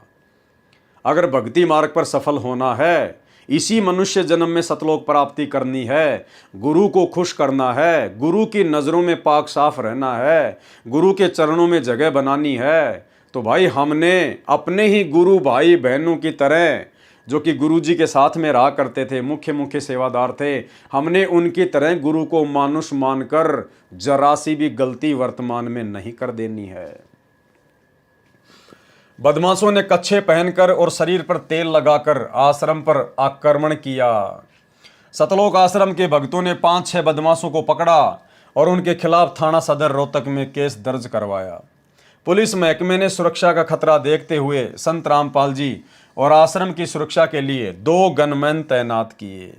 संत रामपाल जी ने उसके पश्चात कबीर साहिब के ज्ञान का प्रचार प्रसार जोर शोर के साथ करना प्रारंभ कर दिया और उनके द्वारा विभिन्न पाखंडी पंथों और तथा कथित सामाजिक संगठनों की कमियों का भंडाफोड़ हुआ। इससे तथा कथित संतों और महंतों के द्वारा दिए गए ज्ञान के खोखलापन का भी लोगों को ज्ञान हुआ तथा सतलोक आश्रम करोथा में पहुंचकर उपदेश ग्रहण करके शिष्य बनने लगे। कबीर परमेश्वर जी की वाणी तथा शास्त्रों में प्रमाणित तथ्यों से अन्य संतों के विचारों की तुलना संत रामपाल जी महाराज द्वारा की गई। उन तथा कथित संतों, महंतों व महर्षियों के विचार सदग्रंथों के विपरीत थे, जिन्हें प्रत्यक्ष देखकर शिक्षित भगत समाज उन नकली ज्ञान बताने वाले पंथों, संतों व महर्षियों के समूह से निकलकर संत रामपाल जी महाराज से उपदेश ग्रहण करने के लिए आने लगे। कुछ ही वर्षों में संत रामपाल जी महाराज के अनुयायियों में अद्वितीय वृद्धि हुई, जिसकी वजह से ये सभी तथा कथित संत, महंत, सामाजिक संगठन इत्यादि संत रामपाल जी की जान के दुश्मन बन गए। लेकिन इसके साथ साथ संत रामपाल जी के शिष्यों की संख्या दिन प्रतिदिन बढ़ती गई और उनके तत्व ज्ञान को समझकर उनके शिष्यों की संख्या लाखों में पहुंच गई। संत रामपाल जी ने सन 2003 में आस्था तथा साधना चैनलों के माध्यम से सत्य ज्ञान देना शुरू किया और पाखंडी संत महात्माओं द्वारा दिए गए ज्ञान का पर्दाफाश किया। क्योंकि संत रामपाल जी के उपदेशों का मुख्य आधार कबीर वाणी, गरीबदास वाणी, दादू साहिब वाणी और गुरु नानक वाणी तथा वेद और श्रीमद् भगवत गीता और पुराण हैं, जिससे सभी प्रकार के पाखंडों और भ्रमित करने वाले ज्ञान की त्रुटियां उजागर होती हैं। संत रामपाल जी ने अपनी पुस्तक गहरी नज़र गीता में यथार्थ रूप से गीता ज्ञान का टीकाकरण किया। इसी प्रकार संत रामपाल जी ने परमेश्वर का सार संदेश नामक पुस्तक में कबीर वाणी और शास्त्रों के आधार पर सद्ज्ञान दिया आस्था चैनल पर दिए गए उपदेश संत रामपाल जी ने परिभाषा प्रभु की के शीर्षक से एक पुस्तक भी समाज के सामने रखी। इस तत्व ज्ञान के उजागर करने से संत रामपाल जी के दुश्मन और बढ़ गए और उनको धमकियों भरे पत्र और टेलीफोन आने लगे, जिसके बारे में पुलिस को भी सूचना भेजी गई और उच्च न्यायालय व सर्वोच्च न्यायालय के जरिए भी सुरक्षा बढ़ाने की मांग की गई। ये होता है गुरु को मानुष मानना। जब संत रामपाल जी ने अपने सत्संगों में नकली साधु संत महात्माओं की कमियों को उजागर किया, उनके अज्ञान का पर्दाफाश करना शुरू किया, तो लेखक के अनुसार संत रामपाल जी के पास में धमकी भरे फ़ोन कॉल्स आने लगे और लेटर आने लगे। उसके बाद में माननीय उच्च न्यायालय से यानी हाई कोर्ट से संत रामपाल जी को सुरक्षा देने के लिए गुहार लगाई गई। ये होता है गुरु को मानुष मानना। अरे सृष्टि की सर्वशक्तिमान शक्ति तुम्हारा गुरु अगर एक फूंक मार दे तो 21 ब्रह्मांड ना जाने कहां जाके उड़े, कहां जाके गिरे। जिनके आधे बाल के बराबर भी पूरी सृष्टि नहीं है, ऐसे परम संत को ना पहचान कर उनको अपने जैसा एक मानुष मानकर और उन सतलोक आश्रम करोथा के मुख्य सेवादारों ने हाई कोर्ट में अर्जी लगाई कि साहब संत रामपाल जी की जान को खतरा है, उन्हें कोई भी मार सकता है, हमारे को सुरक्षा मुहैया करवाई जाए। ये होता है भाई और बहनों गुरु को मानुष मानना। क्या वर्तमान में आप जी ये हरकत कर सकते हो? अरे ये सोचने से पहले हमारे प्राण निकल सकते हैं, लेकिन हम ये हरकत नहीं कर सकते। हमें इस परम शक्ति की पहचान हो गई है कि ये तो सर्व सृष्टि का तीनों लोकों में प्रवेश करके भरण पोषण करता है। ये तो सबका ध्यान रखने वाला परमात्मा है, सबको कर्म आधार से सुरक्षा मुहैया कराने वाला परमात्मा है। राष्ट्रपति और प्रधानमंत्री तक की सुरक्षा यही कबीर परमात्मा सतगुरु रामपाल जी उनके कर्म आधार से करते हैं। और ऐसी परम शक्ति के लिए उनको मानुष मानकर उनके साथ में रहने वाले उनके भगत उनकी जान को खतरा देखते हुए और हाई कोर्ट से सुरक्षा की मांग कर रहे हैं कि हमारे गुरु जी को कोई मार ना दे। भाई और बहनों, ये होता है गुरु को मानुष मानना। इसलिए आप और हमारे ऊपर एक बहुत बड़ी मेहर की है गुरुदेव ने कि परमात्मा ने हमें साध संगति से जोड़कर हमारी बुद्धि खोल दी। आज हमें इस परम सत्ता, इस परम शक्ति की पहचान हो पाई इन्हीं के आशीर्वाद से। आप और हमारा बहुत बड़ा सौभाग्य भाई और बहनों। अगर हम इन्हीं लोगों के पीछे लगे होते आज यदि हम 2014 बरवाला कांड के बाद अगर इसी सतलोक आश्रम मैनेजमेंट हरियाणा के पीछे लगे होते बाकी संगत की तरह, तो हमारी भी आज यही सोच होती अपने गुरु जी को लेके। आज हम भी अपने गुरु को मानुष ही मानते। जिस प्रकार वर्तमान में सतलोक आश्रमों से जुड़ी हुई 90% संगत और आश्रम मैनेजमेंट संत रामपाल जी को केवल पहले की तरह एक मानुष ही मानता है। और इस बात का भी जीता जागता प्रमाण, जीता जागता उदाहरण बरवाला कांड 2014 के समय जो भ्रष्ट जज कुमारक पर नामक पुस्तक लिखी गई थी भक्तों के द्वारा। जब हम उस पुस्तक को पढ़ेंगे तो भाई और बहनों आप जी माथे में थप्पी मारोगे कि हे परमात्मा, आपके परिवार के द्वारा, आपके बेटा बेटी भाई बंधु रिश्तेदारों के द्वारा, इन बड़े बड़े कोऑर्डिनेटरों के द्वारा आपकी 15-15, 20-20, 25-25 साल से जो संगति की गई है, इतने दिनों से, इतने वर्षों से ये लोग दिन रात आपके साथ में रहते थे और परमात्मा ये लोग आपको रत्ती भर भी नहीं समझ पाए, रत्ती भर भी।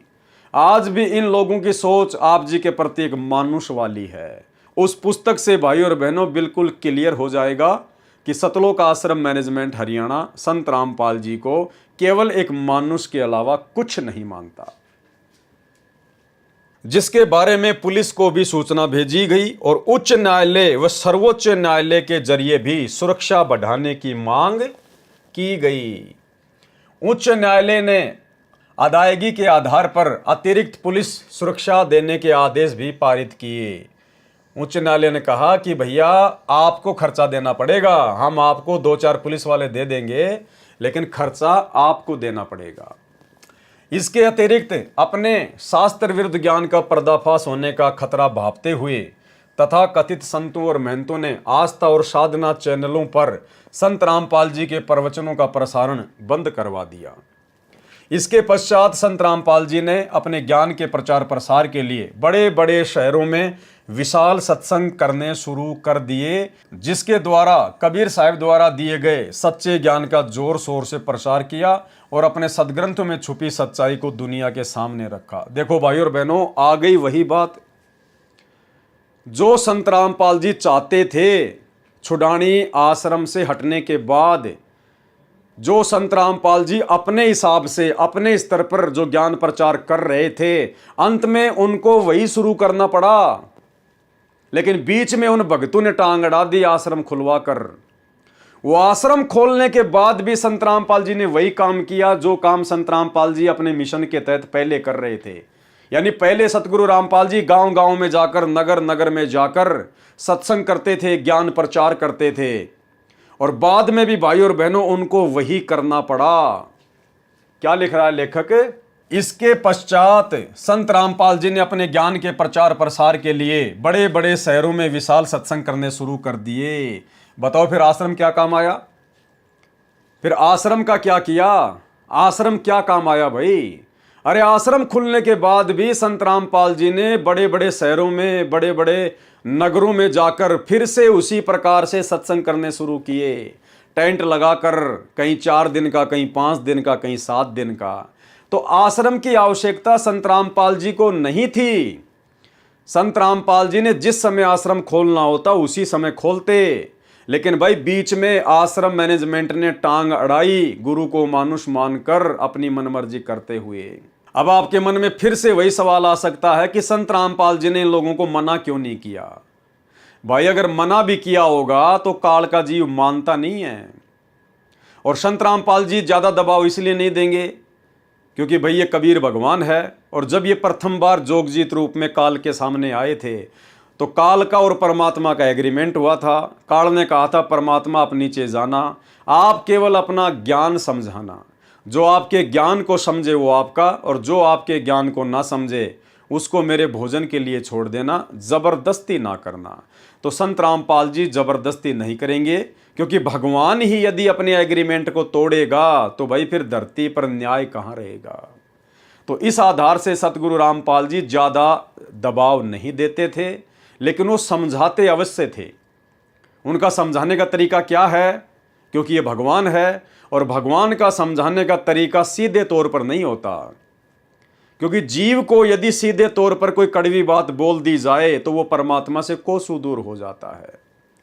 650 साल पहले भी यही कबीर परमात्मा थे, और जब 64 लाख इनके शिष्य हो चुके थे, और जो इनके आसपास में रहा करते थे मुख्य मुख्य सेवादार, जब उनको अहंकार हो गया था, वो मान बढ़ाई में आ गए थे।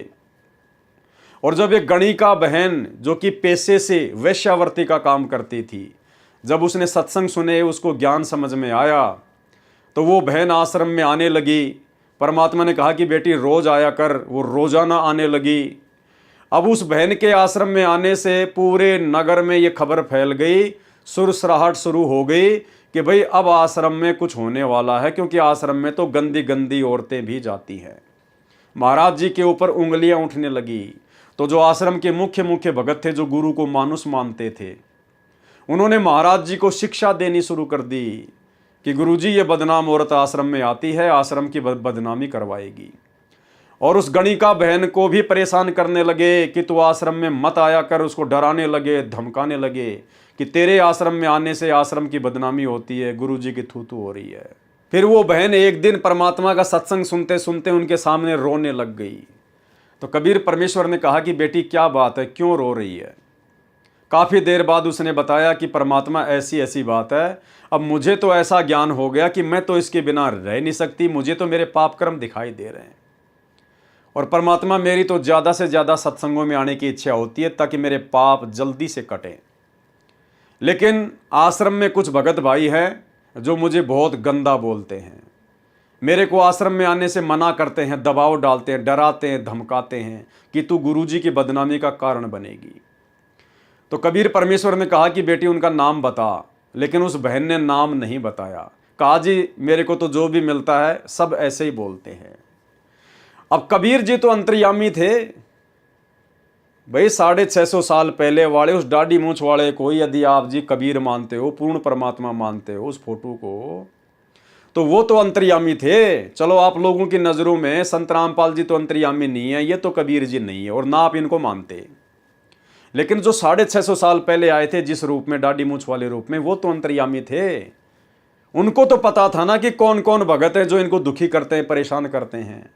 लेकिन परमात्मा ने पता होने के बावजूद भी उनको अकेले में नहीं समझाया, उन सेवादारों को अलग से बुलाकर उनको नहीं समझाया, क्योंकि मालिक को पता था कि ये गुरु को मानुष मानते हैं, ये ज्ञान को आधार बनाकर भक्ति नहीं कर रहे।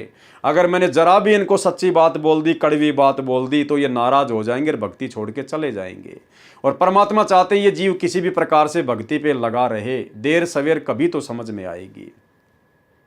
तो परमेश्वर ने पता होने के बावजूद भी उनको स्पष्ट रूप से ना कहकर और सत्संग के माध्यम से संकेत किया कि भाई कोडी हो चाहे संत बंदगी कीजिए, और हो वैश्या के विश्वास चरण चित दीजिए। अगर कोई कोडी व्यक्ति भी यदि सत्संग में आता है तो उसे नफरत नहीं करनी चाहिए। और यदि कोई वैश्या जो पहले वैश्या का काम करती थी, और अगर उसको ज्ञान समझ में आ जाए और यदि वो सत्संग में आने लग जाए, तो उससे नफरत नहीं करनी चाहिए, अपनी बहन की दृष्टि से देखना चाहिए।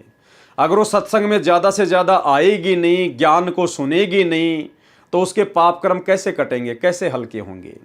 लेकिन भाई और बहनों, गुरु को मानुष मानने वाला प्राणी गुरु के संकेतों को भला कैसे समझ सकता है। गुरु के संकेतों को समझना कोई सामान्य जीवों की बस की बात नहीं है। तो 650 साल पहले भी परमात्मा ने संकेत ही किया, काल के साथ किए गए अपने एग्रीमेंट के अनुसार। तो वर्तमान में भी तो सतगुरु रामपाल जी के रूप में वही कबीर परमात्मा धरती पर प्रकट है 8 सितंबर 1951 से। फिर भला वो परमात्मा सतलोक आश्रम करोथा मैनेजमेंट के उन नान समझ भक्तों को जब उन्होंने बार बार सतगुरु को आश्रम खोलने की सलाह दी, तो भला गुरुजी उनके साथ में कैसे जबरदस्ती करते। मालिक को पता था कि इनके मन में तो काल प्रेरणा से आश्रम खोलने की जिद बैठ चुकी है, और यदि मैं इनको मना कर दूंगा तो ये भक्ति से भी दूर हो जाएंगे। तो परमात्मा ने विशेष तौर पर कोई ज़्यादा दबाव नहीं दिया, लेकिन परमात्मा ने सत्संगों में कहने में कोई कमी नहीं छोड़ी। सत्संगों में परमात्मा अक्सर जिक्र कर ही दिया करते थे। एक छोटा सा आपको उदाहरण देते हैं भाई और बहनों। हमने भक्ति और भगवान पुस्तक में पढ़ा कि 2 भगत जो गुरुद्रोही हुए थे, एक तो संजय उर्फ कृष्णदास और दूसरा समुद्र दास उर्फ लीलू दास। लीलू दास वो भगत जो एक शब्द गाया करता था, वो हाथ में तुम्बा लेके, एक तारा लेके, कि हम थारी भक्ति पे कुर्बान गुरुजी धनाना वाले। तो भक्ति मार्ग में तुम्बा बजाना अलाउ नहीं है। संत रामपाल जी के यथार्थ 13वें कबीर पंथ में भक्तों के द्वारा अपने गुरुजी के सामने खड़ा होकर ज्ञान देना, हाथ में तुम्बा लेके शब्द गाना, ये अलाउ नहीं है। लेकिन ये हरकत वो भगत उस समय क्यों करते थे? क्योंकि वो गुरु को मानुष मानते थे। जैसे दूसरे संतों के भगत उनको मानुष मानते हैं, इसी प्रकार वो भी गुरु को मानुष ही मानता था। लेकिन गुरुदेव ने उसको स्पष्ट रूप से नहीं कहा कि तू भाई ये तुम्बा रख दे, तू तुम्बा मत लेके आया कर, मेरे साथ चलना है तो तेरा एक तारा तेरे घर पे रख के आया कर, और भाई एक तारा मत बजाया कर। अगर गुरुदेव उसको इस प्रकार से कह देते तो वो कभी दोबारा मिलता ही नहीं संगत में, वो घर बैठ जाता, क्योंकि वो गुरु को मानुष मानते थे। ज्ञान को आधार कोई बना के भक्ति नहीं करता था। शुरुआत में केवल संत रामपाल जी ने अपने कोटे से सुख दिए, इसलिए लोग जुड़े हुए थे, ज्ञान को आधार बनाकर कोई नहीं जुड़ा हुआ था। लेकिन सत्संग में गुरुदेव ने उसी के सामने इशारा किया। आपको एक छोटा सा सत्संग सुनाते हैं जिसमें वही लीलू दास उर्फ समुद्र दास, वो एक तारा बजाने वाला भगत, गुरुजी के ऊपर चवर कर रहा है, पंखा कर रहा है, गुरुजी सत्संग कर रहे हैं, और उसी के सामने गुरुदेव कह रहे हैं कि भाई ये भक्तों के द्वारा ये एक तारा विकतारा लेके, तुम्बा तांबा लेके शब्द सुबद गाना, ये शब्द गाना केवल जो है वैसे नहीं होता, शब्द तो दूसरों को समझाने के लिए गाया जाता है। यानी गुरुदेव भगवान ने एक भगत के द्वारा तुम्बा बजाना बिल्कुल मना कर दिया, संकेत कर दिया, और वो जो तुम्बा बजाता था वही गुरुजी के ऊपर चवर कर रहा था, लेकिन उसके दिमाग में बात घुसी नहीं।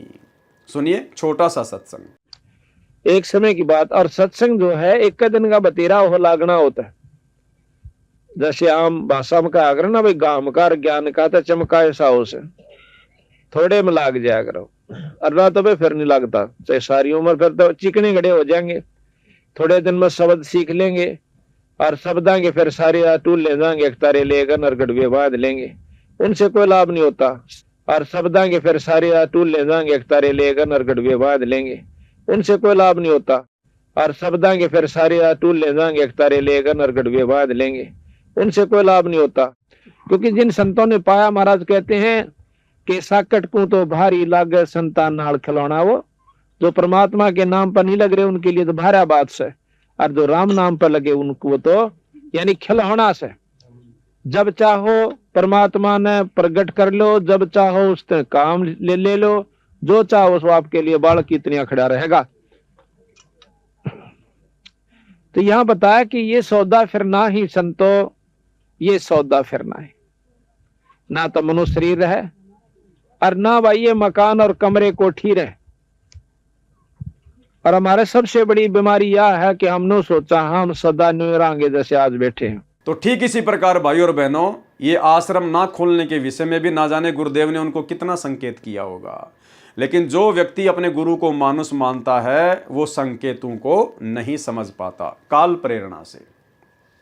इसके पश्चात संत रामपाल जी ने अपने ज्ञान के प्रचार प्रसार के लिए बड़े बड़े शहरों में विशाल सत्संग करने शुरू कर दिए, जिसके द्वारा कबीर साहिब द्वारा दिए गए सच्चे ज्ञान का जोर शोर से प्रचार किया। देख लो जी, शहरों शहरों में भी जोर शोर से प्रचार हुआ, जोर शोर से। फिर आश्रम किस लिए खुलवाया भाई?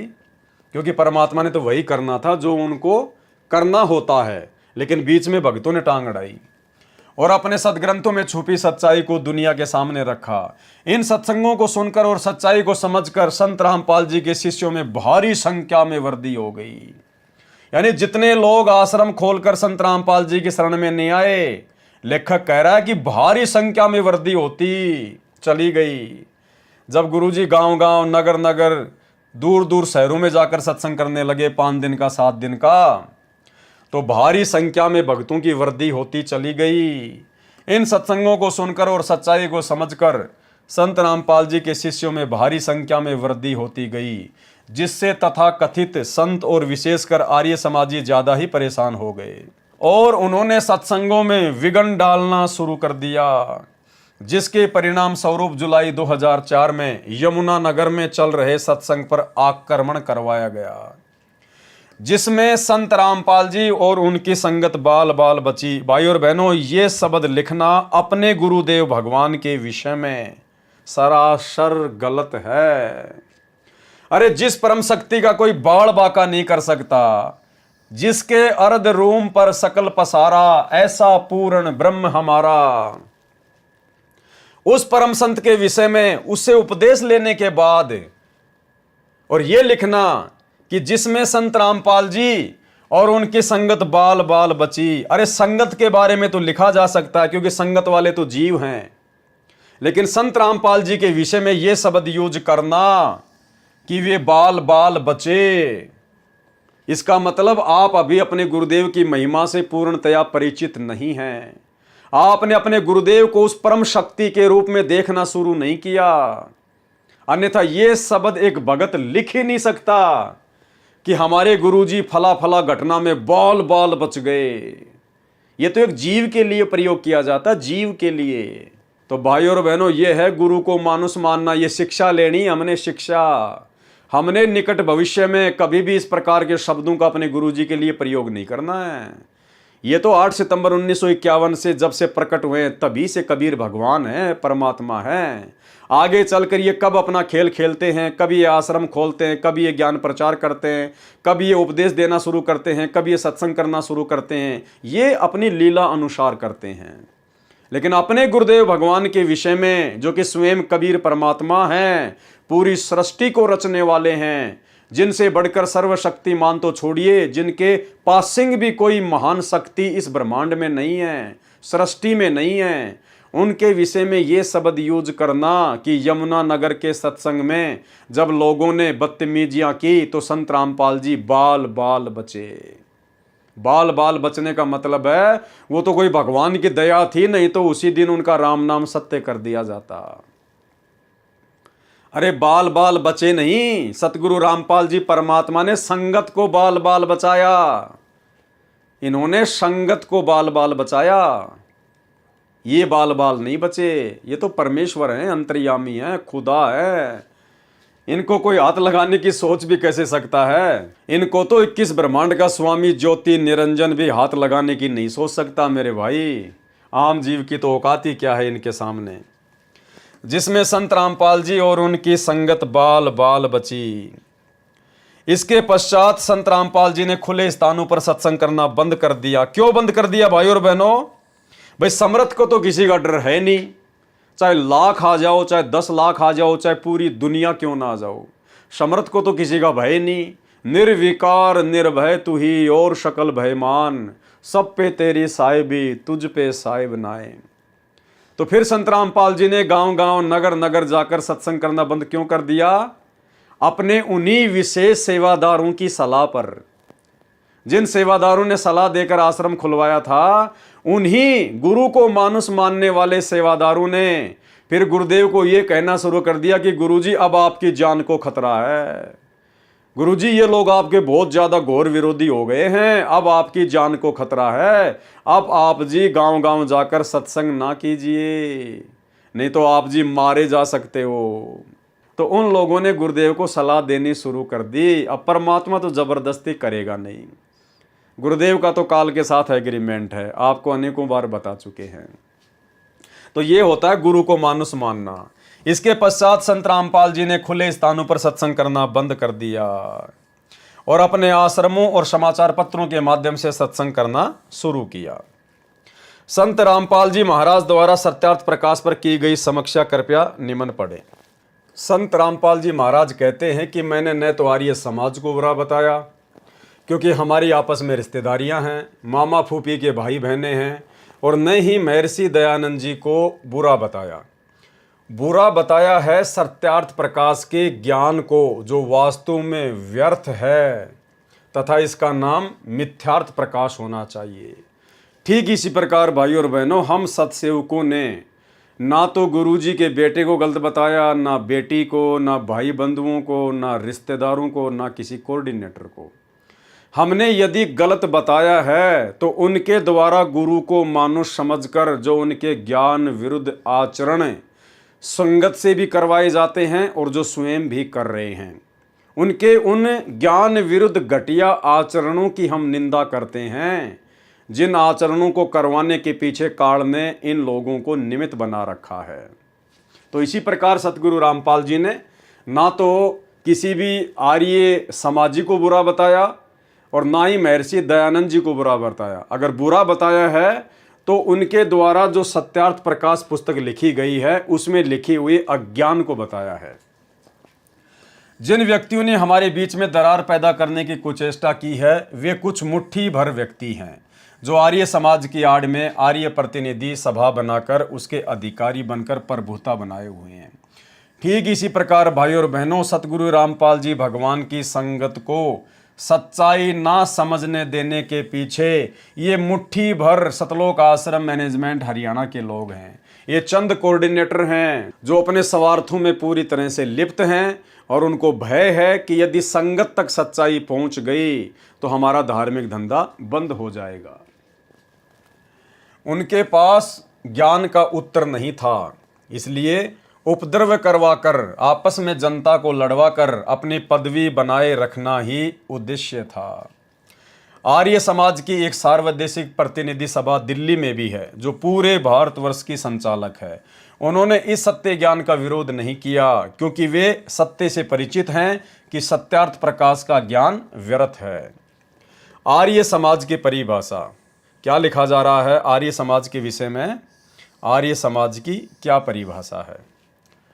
आर्य का अर्थ श्रेष्ठ, अर्थात समाज का अर्थ समुदाय, वह समुदाय जो शराब, मांस, तंबाकू आदि नशीली वस्तुओं का सेवन न करता हो, चोरी जारी झूठ कपट से दूर हो, वह समुदाय आर्य समाज कहलाता है।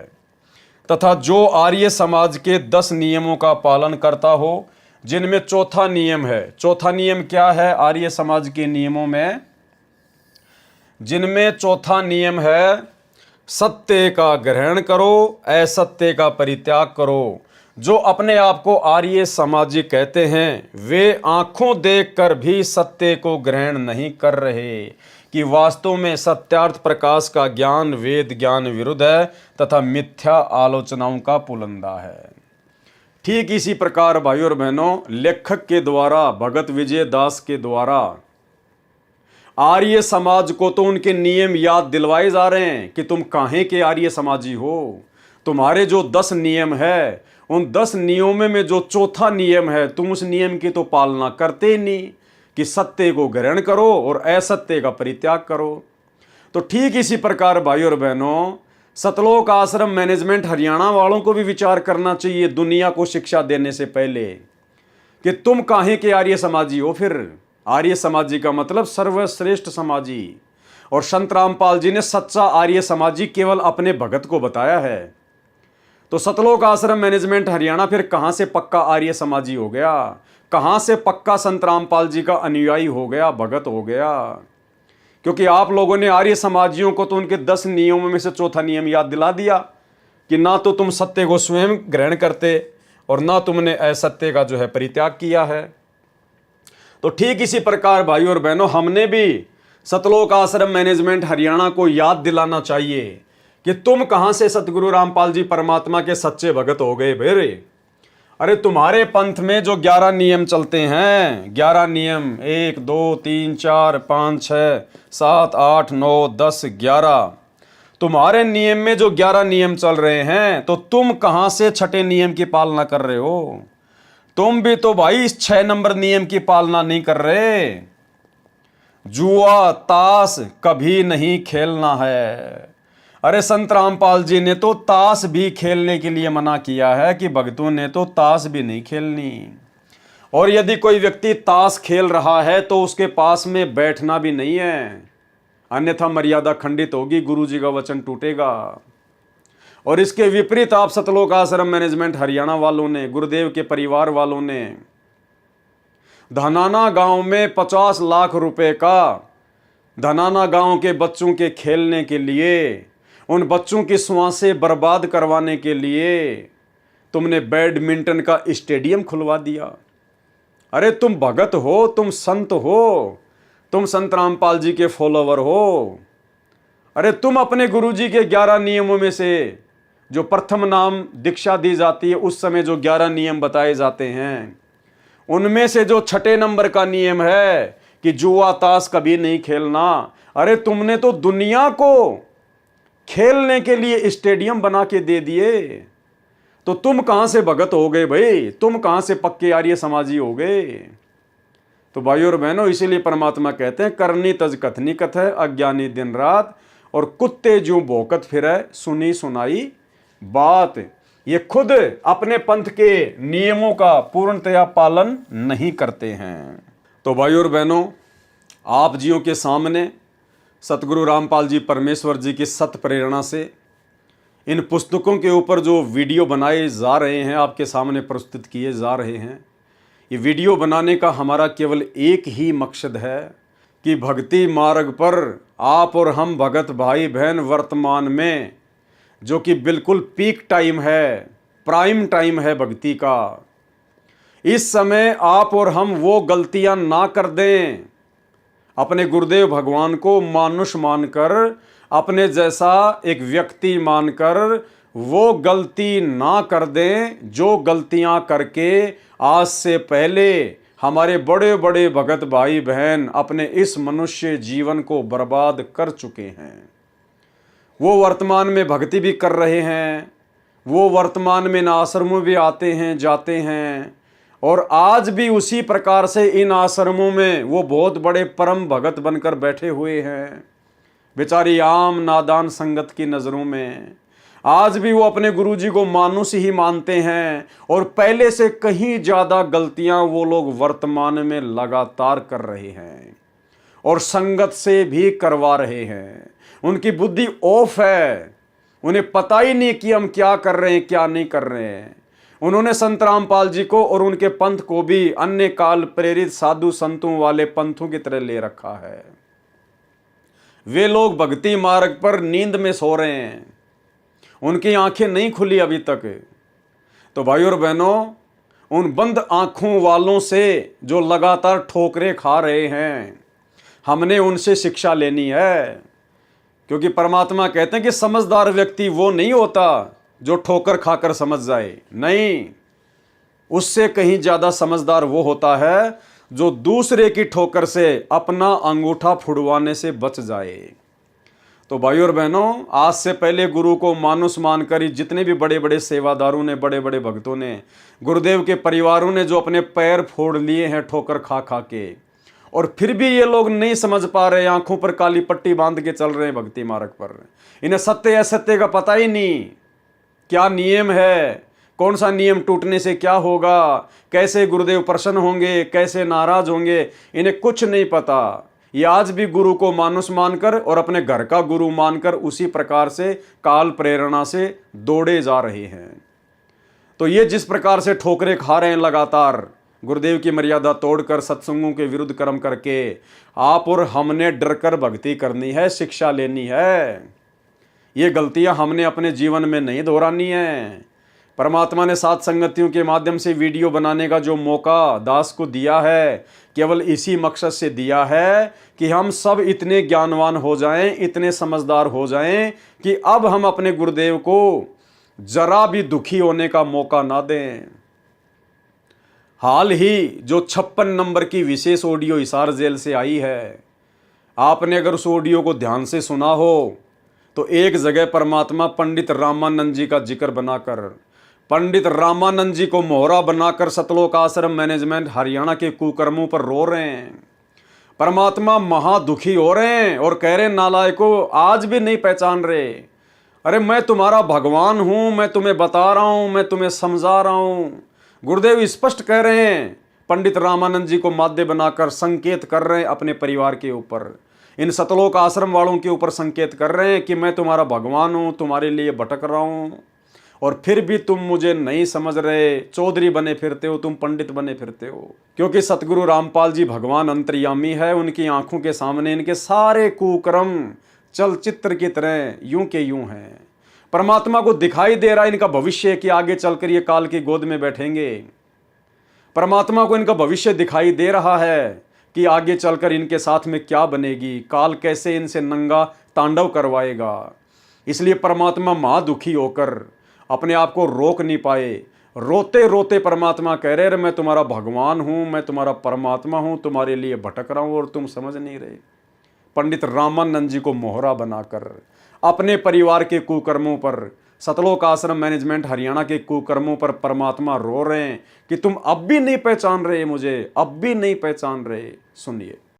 और बच्चों, तुम उस प्रोसेस से गुजर के आ चुके हो, इसने खराब ना करियो, फिर ना बढ़ाइयो दाता की इस टेंशन को। तो कैसे खड़े हो बाप, सारी बालिक कैसे रो रहे हो आगे, सब कुछ बता रहा, और पाप आत्मा हम मानते नहीं, और ज्ञान भरा हमारे अंदर का पता नहीं, और विद्वान बन जाते हैं। मैं रोवत हूँ सृष्टि को, सृष्टि रोवत मोहे, गरीबदास इस वियोग को समझ सके ना को।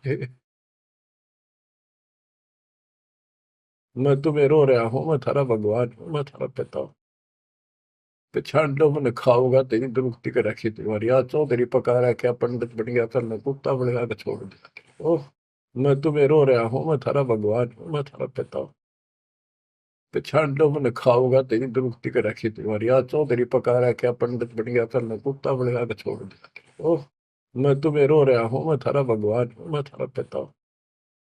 पिछाड़ो मन खाऊंगा तेरी दुरुक्ति कर रखी तुम्हारी, आज चौधरी पका रहा, क्या पंडित बन गया, करना कुत्ता बन गया, छोड़ दिया। ओह, और देखो कैसे ढंग से निकाल रहा के, काल का विधान भी बना रहा है, मेरा वचन भी बना रहा है, मेरे बच्चे भी मेरी शरण में आ जाए तो निकालते हैं। मैं रोवत हूँ सृष्टि को, सृष्टि रोवत मोहे। तुम भगवान भगवान करते फिरते हो, मुझे रो रहे हो, सुखदाई भगवान का है, इस कसाई ने तुम भगवान मान लिया। और मैं तुम्हारे लिए रो रहा हूँ मेरे बच्चे, तेरी प्रगति हो रही आंखों में।